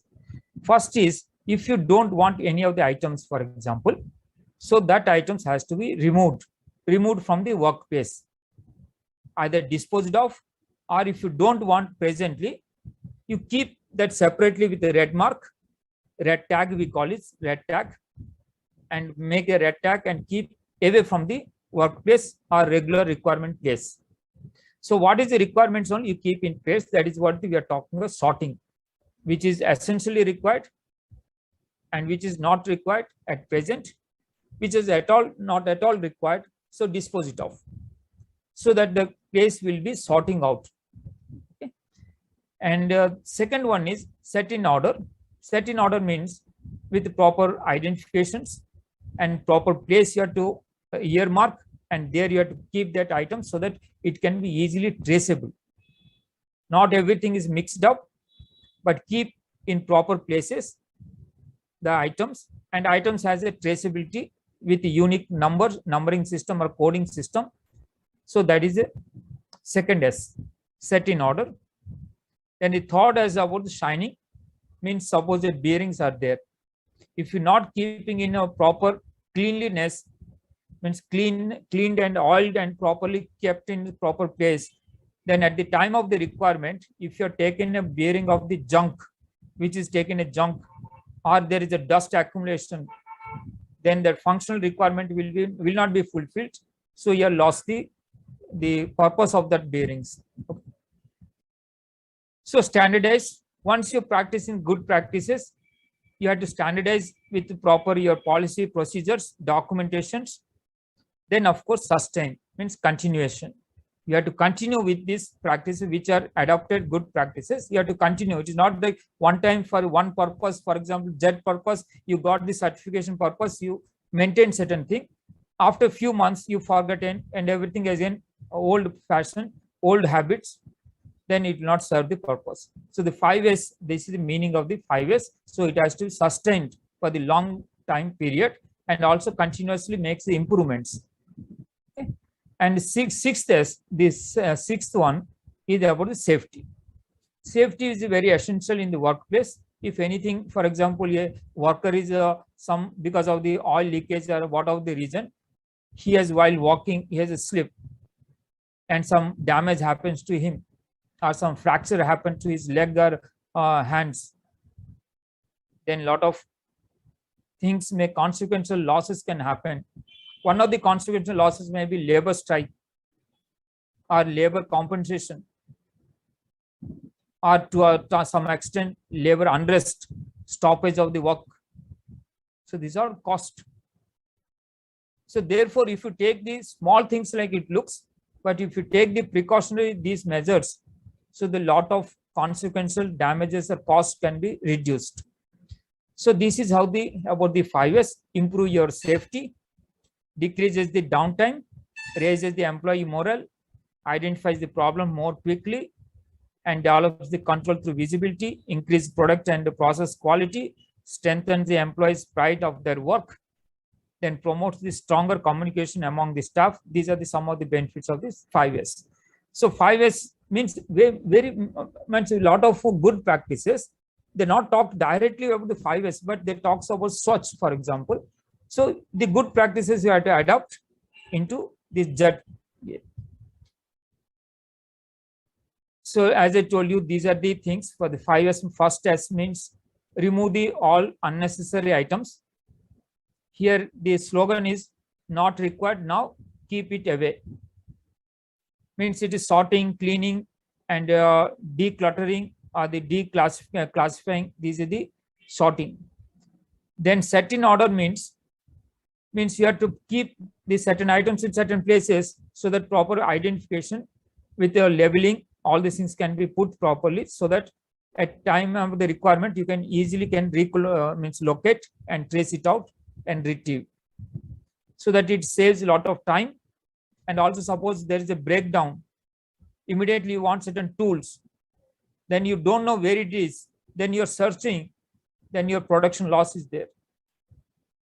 So therefore, this is good practice, that you're knowing that these items are kept in that place with proper identification codes and all things. So immediately you can rush there and pick up, so that faster that breakdown you can attend. Okay. Then signing means keeping the clean, and standardize, as I told you, standard the work practices, policy, procedures, your guidelines, standardize. Then sustain, continuous practice of this. So when you make this visual, like this is visual practice. So 5S, when you practice, everything is in proper place with proper identification, proper labeling. So then it is very nice that cleanliness you see at the floor, and the items where it is there, all the items are properly marked and coded and kept in proper places. So this is what the requirement of the cleanliness. Okay. Then maintenance, standardizing, the codification and other things. So this is what's about the 5S. Then again, I will go to this subject about some of the parameters what we are talking.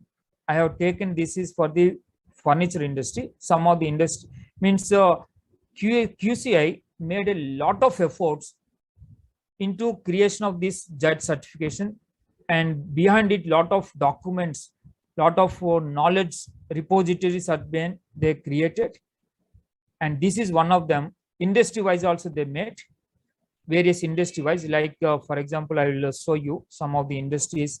What is that? Just a minute.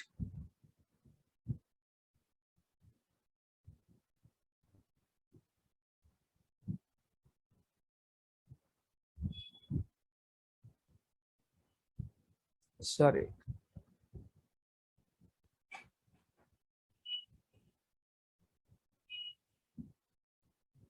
Sorry, some movement, something problem happening.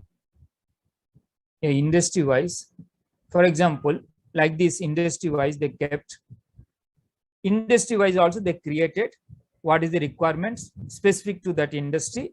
Accordingly, we have to follow. For example, I'm taking the furniture industry because in northeast regions, furniture is one of the good industry, very prospective industry, in fact. So therefore, I have taken this, and accordingly, I'm talking to this parameter only. So Swachh we have talked about. Then the second one is The third one we are talking, this is safety related. If you follow this 5S also, a lot of safety related, because the shop floor you are keeping very clean. There's no leakages. Everything is cleaned up, and the soft means flooring also you have kept very neat and clean. Then safety related also, many of the risk factors you can avoid. Okay. And of course, other aspects they've described. Because of the time short, I'm not able to cover everything details, but this is about the safety related also. Then about the measurement of the timely deliveries, means recording of the contract and the delivery schedules. Suppose you have automated any of the ERP systems, is well and good, there it is captured. Otherwise also, if you have manual systems also, whether you are properly capturing the contract wise, each of the customer wise, what is the delivery periods, and when you are delivering, any delays are there, how many delays are there, all these things you have to measure it. Unless you measure, you can't improve. Suppose this month you have a say out of say 100 deliveries, so 10 deliveries are delayed. So you can investigate, once you know, measure it only that 10 are delayed, then you can investigate why that delay happened. What is the root cause of the delay? There is various methods are there for root cause analysis. Like a Ishikawa method is there. That's also we call as a fishbone diagram or cause and effect diagram. Through that you can investigate why that delay happened. Or 5I method is there. Like other methods also there for the root cause analysis. We can identify what is the root cause, so that you can rectify. This month is say 10 happened late deliveries. You have to target next time it comes down to say 50% or 60% you have to bring down. And next another month, maybe you want to further, you want to bring down. Ultimately, there must be 0 delays and 0 defects. So on time in full, or OTIF or default also we call it. So on time delivery and in full quantity you have to deliver and without defects. So that is what we have to measure also, so that improvements we can adopt. So it is continuous improvement model aspect. We have to follow this measurement of the deliveries and its quality also. The fifth one is quality. If the quality parameters are you're not following, or defects are there, you are generating defects, either process defects or any of the manual defects because of the input defects or other defects happens, either inputs or the process related, any of the defects happens, then outcome may be a defective. In such case, we have to identify whether inputs are incoming inputs or the process where the defects, where it has been generating. So we have to investigate properly, and we have to improve our capabilities, process capabilities. Also ensure that inward what are the raw materials inputs we are consuming, those are quality products. So therefore, we have to follow certain quality measurements, quality management systems. QMS is one of the good. When you are taking the ISO 9000, of course, they follow with the QMS. So you have to follow certain policy procedures about the quality standards you have to establish, and you have to follow the quality standards. Okay. Suppose you are not following the quality standards, what could happen? The cost of quality, for example, I'll tell you. This is about the cost of quality. Generally we talks about higher quality means higher cost. Higher quality means higher cost, but it's not so. It is a misnomer. So it's a misunderstanding that higher quality is a higher but quality many times means you have to maintain the good quality. Many associated other costs, non-performance related costs can come down. So in one of the article published in Harvard Business Review in 1956, Ahmad V. Fagbaum, he has published an article. There he talks about cost of quality and cost of poor quality, cost of good quality and poor quality, or he called it the cost of conformance or cost of non-conformance. The same concept again further, Philip B. Crosby of Japan, he is a Japanese quality guru, and he has wrote a book, Quality is Free. There he is described about the cost of conformance and cost of non-conformance.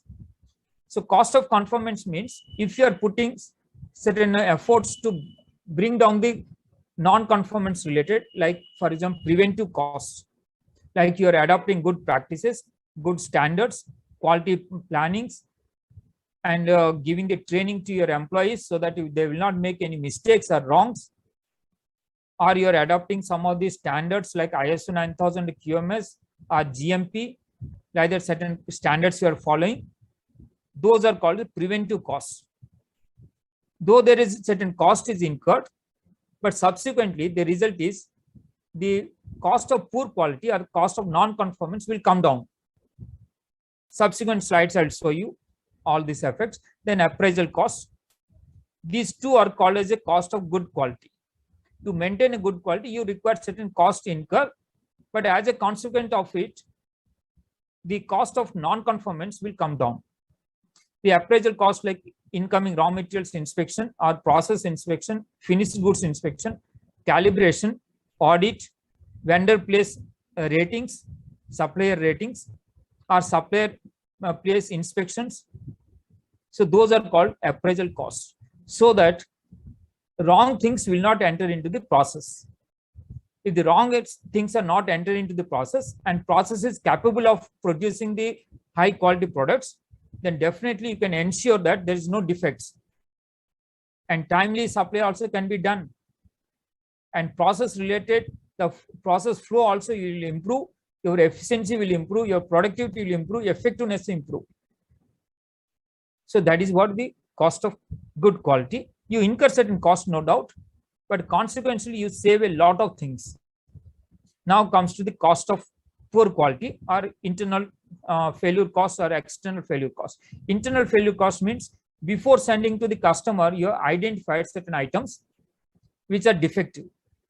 So you have to make the rectification, you have to make the repair, you have to make the modifications. Therefore, some additional resources are required, raw materials are required, or components are required, machine time is required, labor time is required. So these are the costs. So these costs are called internal failure costs. Similarly, external failure cost means by chance the material is went wrong material, defective materials, or went to the customer. Customer has rejected. What will happen? You have to bring it back, or order will be cancelled, or certain penalties are imposed, or legal actions are taken.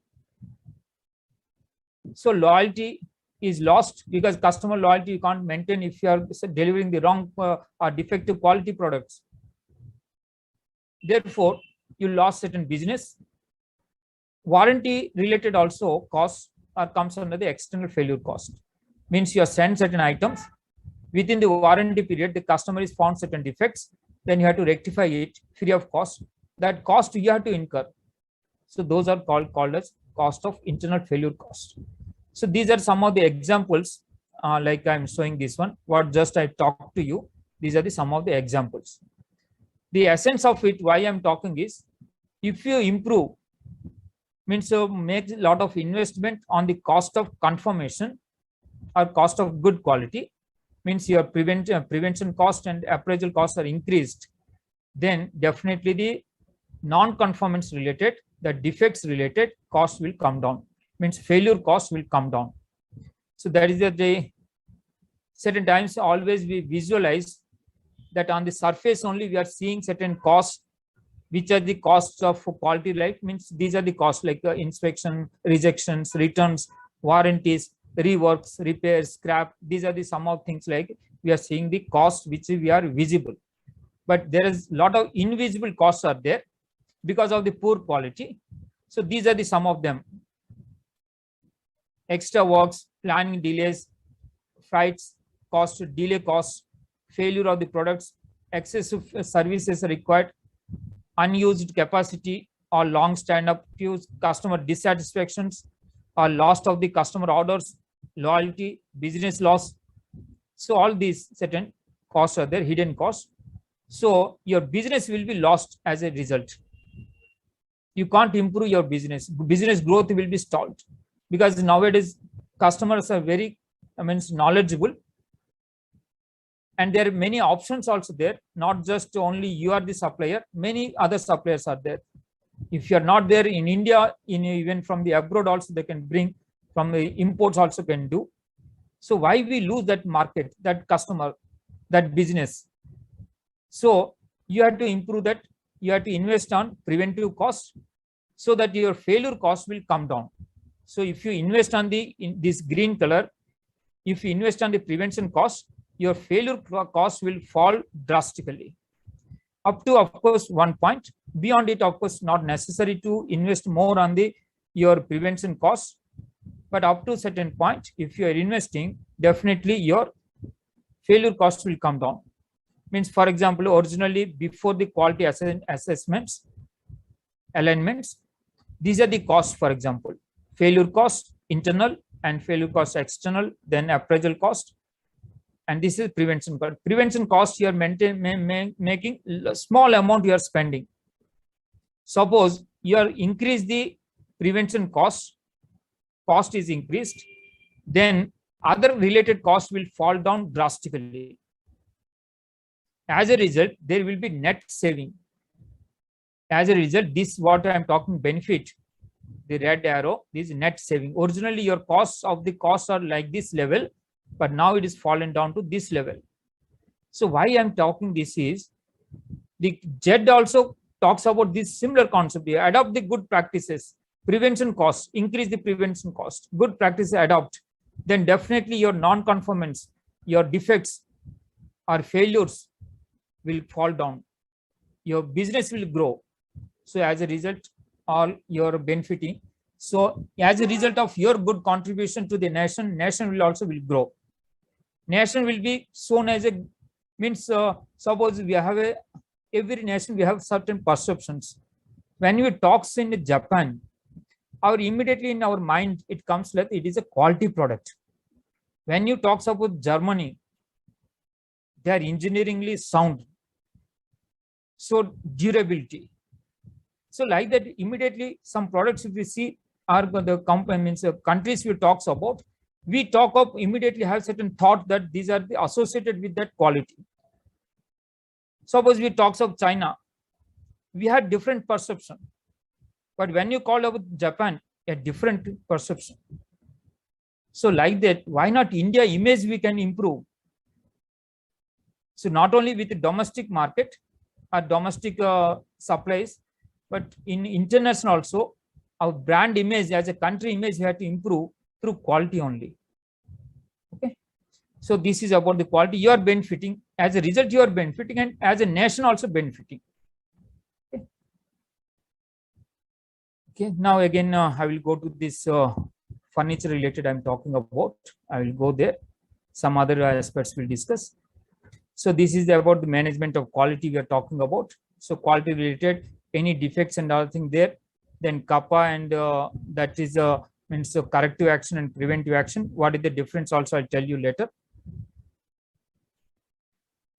Then leadership quality also very essential. This is starts with silver, means up to that 5. First one is about the bronze, then we talks about the silver. First is leadership and Swachh Bharat. These things are very common, but little bit improvements must be there. Some additional features we have to, evidence must be shown. Okay. So here also measurement and the quality. Then here the 6th parameter, the new in the silver, up to 5 only. There is those parameters in the bronze. Now the additional parameters like silver. In the silver, human resource management. Then about the daily work management. About the daily daily related the quality costs, just I discussed, those are also part of it. Daily work management, how you are maintaining your shop floor, your planning and inputs and outputs, deliveries, all these things has to be properly measured, and any defects or anything you identify, then root cause analysis has to make. Therefore, you have to make the corrective actions and preventive actions. Those things are mentioned here. So maybe some difference. I'll tell you what is the corrective action and preventive action. For that, I'll tell you some. May I intervene in between? So yes, sir. I would like to request you. Your PPT is actually not visible on the screen. Can you Not reform the PPT? not earlier also what I'm showing is not so visible. No, it was visible, but now It is stopped. No, it is there, it's no, not. sir. It's not showing over there. Okay. Again, I will now again I will reopen.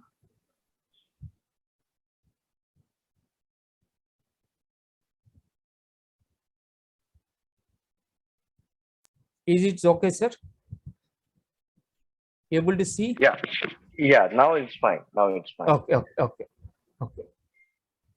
So now I will differentiate what is the means kappa what is the corrective action and preventive action. I'll tell you.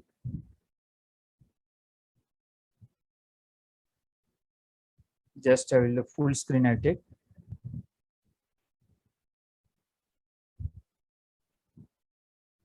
Yeah. We have three aspects: corrective action, preventive action, defect repair.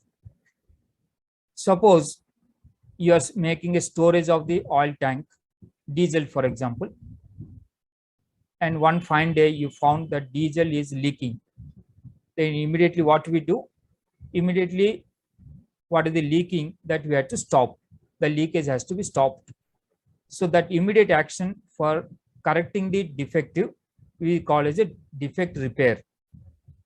Then preventive action, corrective action I'll tell you. Preventive action means once you identified some defect is already you have seen or something happened already, then you're taking certain measures you're taking how to stop not to happen such defects again in future. So that is called as a corrective action. After something happened, reactively you're doing. So that is a corrective action. Preventive action means how to prevent these things before something happened. So these are the proactive measures. Preventive actions are proactive measures. Like for example, your maintenance, and so preventive maintenance. Before something happened, every time we, of course, the machines we are maintaining, our car we are taking the service centers. Before something damage happens or before something defects happens, we are taking time to time into service centers and taking the services. Those are called preventive measures. Okay. Similarly, training or making some checklists, for example, so that as per the checklist, everything is okay, then only we are passing on. So that is also preventive action. So preventive actions are proactive measures. Okay. So the preventive action, corrective action, preventive actions we call as a kappa. Okay. Corrective action and preventive action. In ISO standards also we follow this type of kappa. Nowadays they improved in a new version. They called not as a kappa but assessment. They call it a risk assessment. Okay. Then planned maintenance. And time to time, before something happen, you have to make the maintenances, and also they have to see about the minimal time is wasted for the maintenance, so that for the either preventive maintenance or the post factor something breakdown maintenance, something happens, both the maintenance is loss of the production. Preventive maintenance time to time you are doing. The breakdown maintenances, the frequency or its occurrence is losses may come down. So preventive maintenance also how to minimize the time loss of the production. We have to think of some recorded times must be made. So we are talking about the MTTR and other MTBF and other things. Some measures are there. So through that we can do. Then process controls. Process controls like for example, a control chart or check sheets. These are the some of the quality control, means 7 Qs we call it, 7 basic quality tools put in practice mainly about the control chart. For example, whether we are following this control chart means that productions, what are the samples we are taken up for the testing, whether those are falling within the upper control limit and lower control limits. So those has to be observed. Anything is going out of the control, then proper investigation has to be made, or any trend is indicating that it's going out of the control, though at present is within controls. But if any trend is there, the rule of 7 like that we call it. So then we have to investigate why that happening. So that prevention has to be taken, or corrective actions properly we have to take. Again, here kappa we are following. So next is the 10th is about the product quality, safety testing certifications. Any of the standards are there, quality marking are there, or any of the norms we are following, those whether following or not, that evidence we have to show. Then about the materials management, incoming raw materials or packing materials or any of the consumables, and its flow of the materials, and just in time practices we have to maintain, so that there should not be any of the extra inventory. Extra inventory is extra cost. Extra cost is lost to the business. So that is also good practice we have to adopt. And there also should not be any of the loss because of the non-availability of the material. So yeah, appropriate inventory has to be maintained. Appropriate quality standards we have to bring in that material, input materials, and so that we can ensure the output also good quality. So energy management, how to minimize the energy. Energy is not just your cost. It is national waste. It is universal waste. Anything you're consuming extra, means electricity you're consumed extra, it means extra electricity need to be generated. Extra electricity need to be generated. In India, for example, 70% of the electricity we are generating to thermal energy, where we using the coal. Again, we are creating certain pollution related outputs for the generation of the electricity, thermal generation. Lot of pollution also we are creating. So it is a national resources are wasted. At the same time, environmentally also we are damaging. So the ZED, when you are talking about both, we have to reduce the defects and also reduce the effect. Effect means environmental effect, for example, in this case. So minimize, try to minimize what are the best possible. There is various methods are there. How to minimize the energy audits and all thing also there. If you adopt, lot of savings can be done. Or simple methods also there. Some we can advise, so you can reduce the energy costs. Similarly, environment related, the effluents or any of the discharges, or even using of the unwantedly we are using some extra, for example, anything we have made a defect, again is a consequence on the environment, means extra consumption of the natural resources is a not only your cost, not only national cost, it is environmental a major disaster, because we are depleting the natural resources. As a result, in our future generation, we are putting them into endanger. Okay. So that is also taken into ZED. So environmental factors. So you see, the ZED is that is why it is a combination of the best practices in many of the other certifications and all things what we are practicing. The club took all these things into one practice, that is ZED practice. If you put these things, definitely your organizational growth will be possible, and also you are contributing for the nation as a whole, again for the environment also, society also you are contributing, good for the society, good for the environment, good for national wealth and growth. Like now it comes the gold. Gold again starts with, means first these 14 points are for the silver. After the 14, then it comes for the gold. Gold you have to go about. Additional factors are there. The 13 is up to 14, I told you. Up to this is silver also same. Then in the gold, they started with the supply chains and risk management. Supply chain risk management also, it is again your business related and also environment related. And business risk also you have to think it of.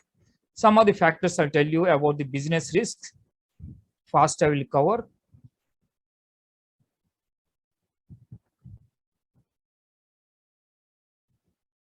So this is what the about the supply chain. Supply chain means chain of supplies.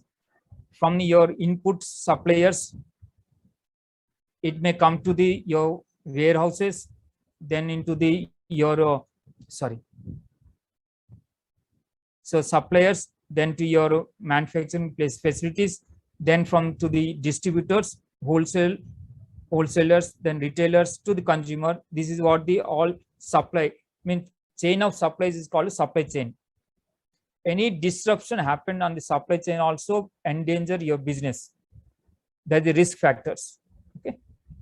Some of the environmental means risk factors for your organization may be about the strategic risk or the operational risk, technological, market related, quality related, financial, political or social, environmental or safety, health, IT related risks, legal or regulatory, other compliance risks.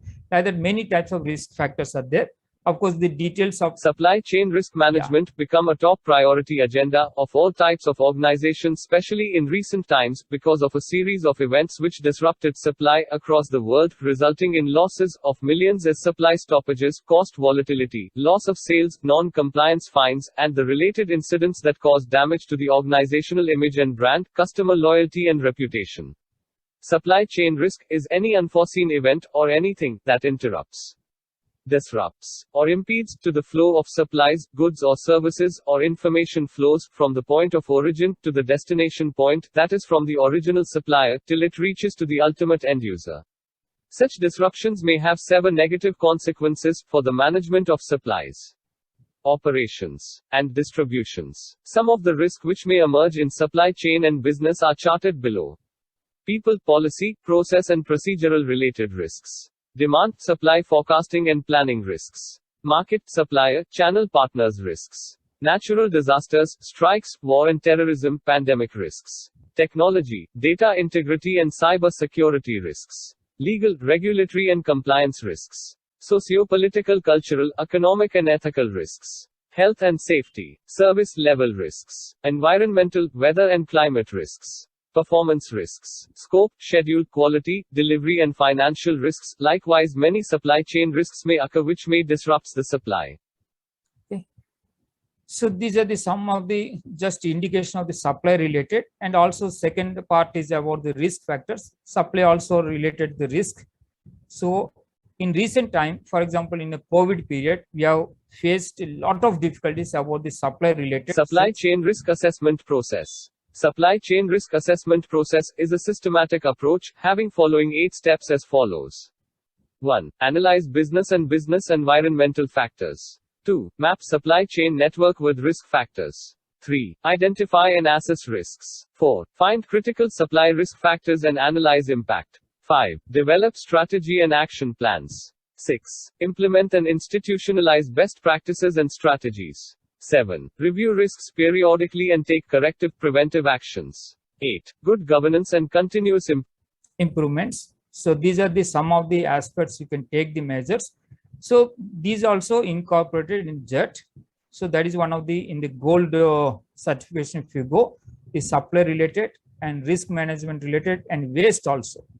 Waste there are MUDA that call it 3M. 3M. What is the 3M? Also just brief it. Just 5 more minutes, I will complete this here. This is the lean concept actually. Lean concept emerged from the Toyota production system. And as per the lean concepts, there are 3M model is there. 3M means this is the MUDA, MURA and MURI. What is it? Just listen to it. 3M model of lean. Toyota has developed its production system for achieving the complete elimination of all waste in pursuit of the most efficient methods. These wastes are categorized as 3M, namely MUDA, waste, MURA, unevenness, and MURI, overburden, are Japanese terms that refer to the 3 categories of waste found in a business. MUDA is a Japanese word, which means waste. MUDA are non-value added (NVA) activities in the workplace. NVAs add cost, effort and time but add no value to the product or service. There are 8 types of wastes, 7 defined by Teiichi Ono of Toyota plus non-utilized skills, which shall be discussed further. MURA means in Japan, unevenness, non-uniformity, and irregularity. MURA is the reason for the existence of any of the 7 wastes. In other words, MURA drives and leads to MUDA. MURI in Japan means overburden, beyond one's power, excessiveness, impossible or unreasonableness. MURI can result from MURA and in some cases be caused by excessive removal of MUDA waste from the process. So now we are talking 8 wastes. Originally there were 7 wastes identified by Teiichi Ono for the Toyota production system TPS. As lean evolved into the rest of the enterprise and around the world, an eighth waste, non-utilized talent, was identified. The 8 wastes of lean can be remembered by using the acronym downtime, which stands for defects, overproduction, waiting, non-utilized talent, transportation, inventory, motion, excess processing. Now let's briefly understand each of them. Defects means imperfection, deficiency, flaw, weakness, wrongdoing, any deviations and incorrect information. Overproduction means supply that is more than needed or before it needed. Waiting, that is wasted time waiting for the next step in a process. Non-utilized talent means underutilizing people's talents, skills and knowledge. Transportation means unnecessary or extra movement of materials. Inventory is excess stock as raw materials, semi-finished goods, finished goods. Motion is unnecessary movement by people. Excess processing means more or extra work or higher quality than is required by the customer. Okay. So all these things again a waste. So waste also correctly recognized in the ZED system. So waste management, minimize the waste. Okay. So minimize the waste means again you are benefiting from your process improvement, efficiency, productivity, effectiveness, your organizational improvement. First you have to think of your organization definitely getting benefit. Also waste is also linked with many other aspects like environmental waste. Means you are depleting the environmental natural resources. So if you minimize this waste, definitely you can preserve. Okay. So this is the Muramuri I told you. Then technology selection, then natural resources conservation, that is again waste related, all this involved, and also reduction of the consumption. So identifying how to reduce the natural resources. Then corporate social responsibility, the contribution giving back to the society. What you as an industry you are contributing to the society. It is not just for your well-being but also the well-being of the society around you. For example, employees well-being, are these some surrounding to you, they should not be damaged anything or affect to them, but they are benefited out of your facilities, your productions, your products. The society also has to get benefit of it.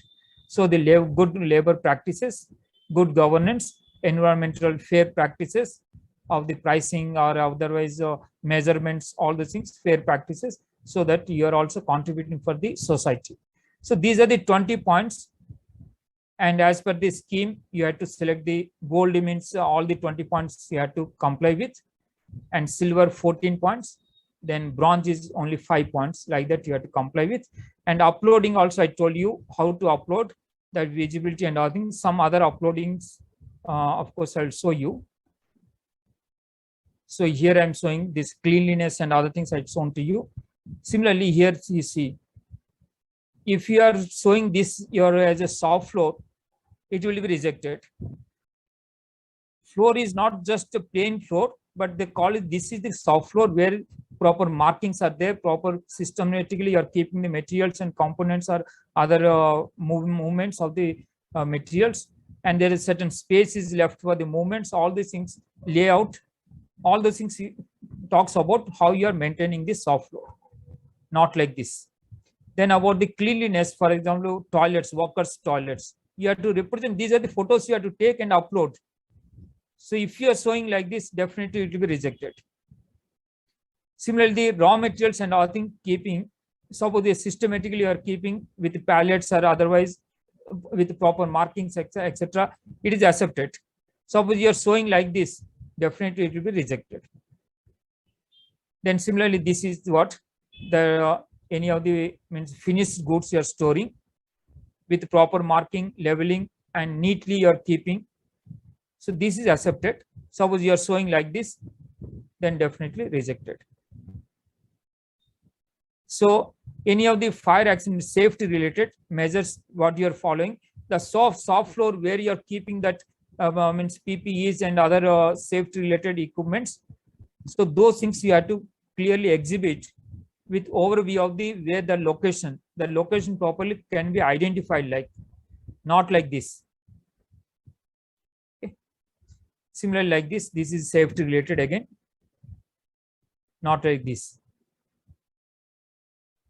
And work means your workplace safety, you are following certain PPEs you are wearing, your workers are wearing, or employees. This is an evidence, but not like this.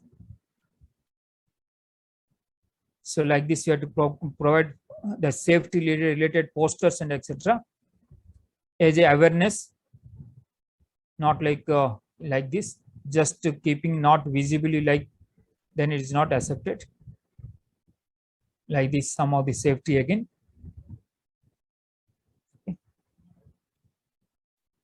So documents also which are very you're providing, that should be indicate certain parameters, measurements from your records, like this, dispatch registers, other quality related, any of the quality certifications you have to get, then you have to provide if you are already obtained any of the quality certifications. And after your assessment, means that is self-declaration based the bronze, then they will make this certificate, their bronze certificate, silver certification, then there will be remote assessment will be there.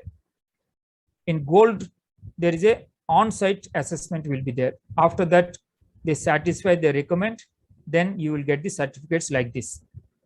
Okay, of course, little bit I crossed the time, sorry for it. Now I am open for the question answers. Thank you so much, Panigrahi, for Thank you, your valuable presentation. And of course, indeed, it was a very detailed presentation and very informative. And I'm sure all of us, we have learned a lot of things. Now we are opening up with the question answer. This is an interactive session. So if any of you have a question, kindly please raise your hand so we can allow you to speak or ask your queries.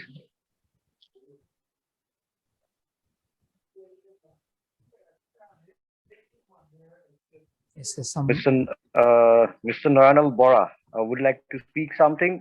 We have already. Can you just unmute yourself and raise your query, please? Mr. Bora, Naranal Bora. Mr. Naranal Bora, can you hear us? Any other question, any concern or any queries if you have, kindly please raise your hand so we can allow the flow to speak.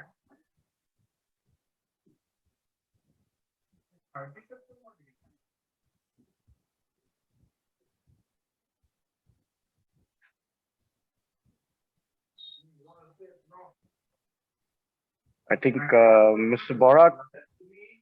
Yes, Mr.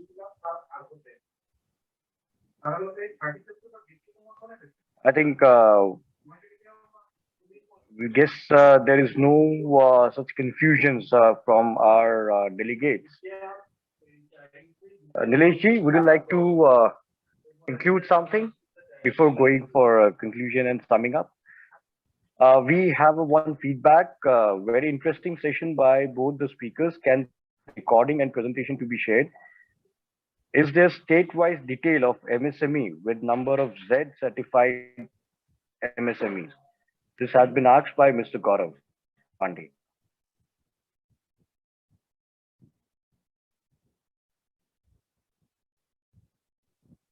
Nilesh, I think you are the better person to. Yes. I now I unmuted myself. So if any question you want some list of ZED certified units, then it as ZED certification scheme is on pan India basis. So they send me a mail or to you and you forward me, then I will collect the information and forward them.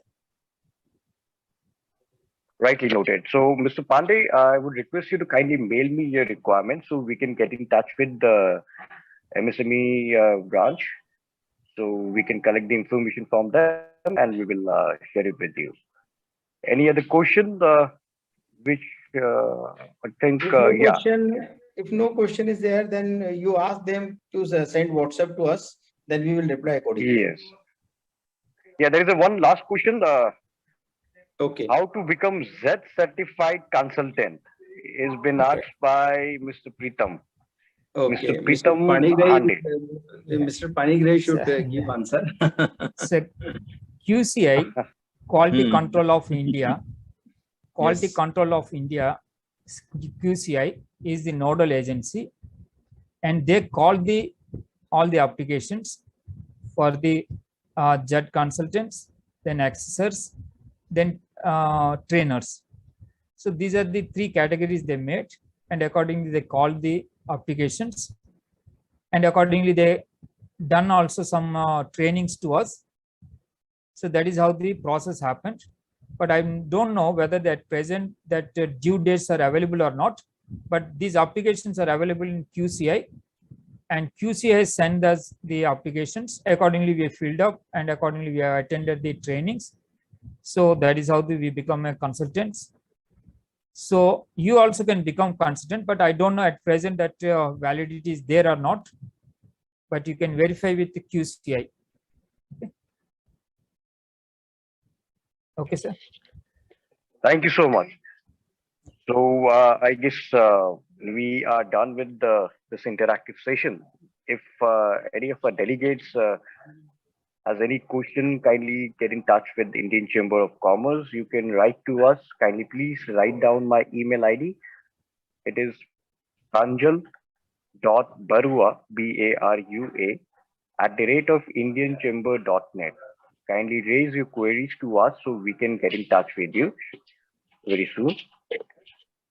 Now, indeed, it was a very informative session on ZED Barwaji, I would certification, like to which has say been something. recently launched. Barwaji, Yes, please. Yes, I would yes, like to yes. say something. I am highly thankful to Shri N Panigrahi साहब.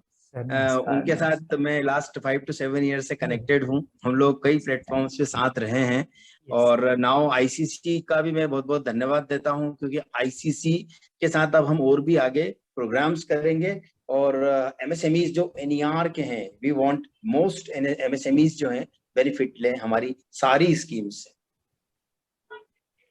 Thank you so much, Nileshji, for your valuable feedback, and we are really honored to be associated with Ministry of MSME, with all the DIs.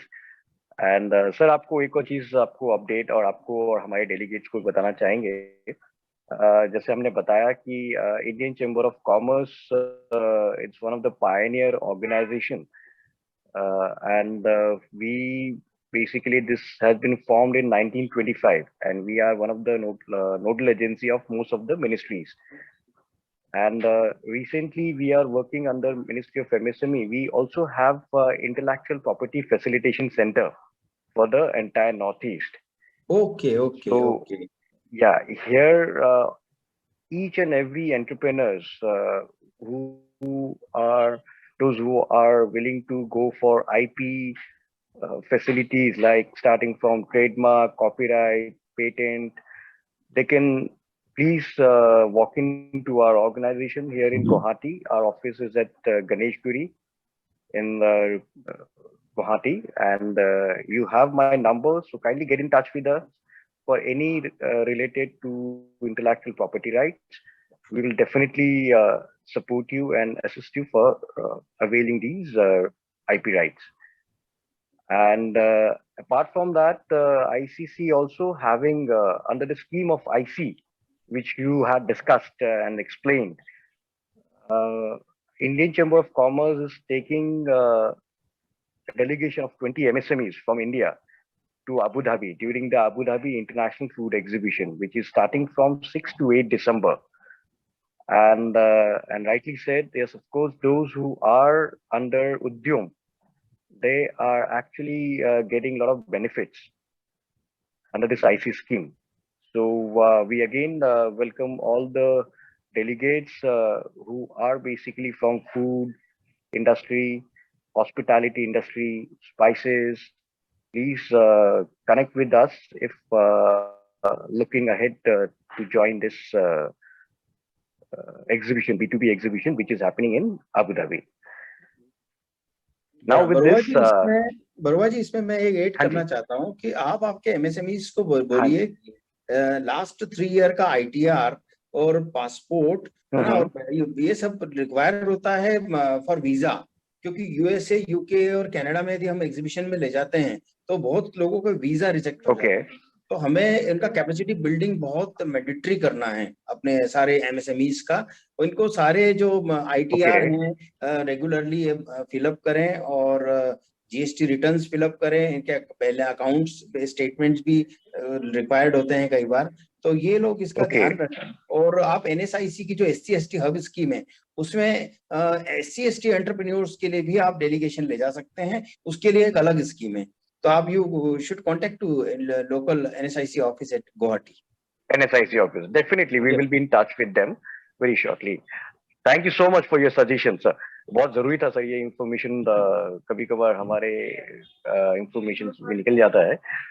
With this, now we are in the end of this virtual awareness program on ZED Certification scheme for MSMEs.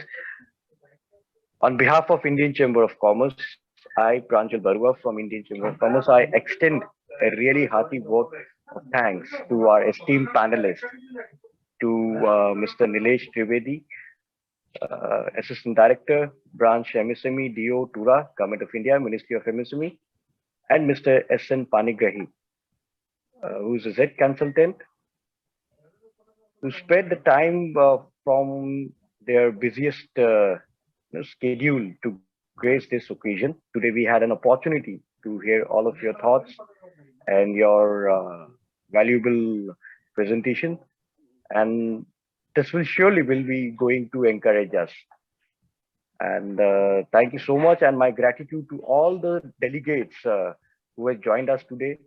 And we are always there in our Guwahati office, so you are most welcome with your queries, any concerns, so we can be very helpful to you.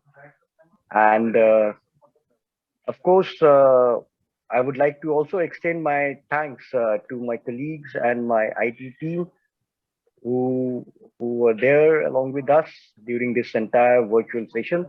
Thank you, everyone. With this, thank you so much. Have a good evening. Bye bye. Good luck to all. Thank you, sir. Thank you so much.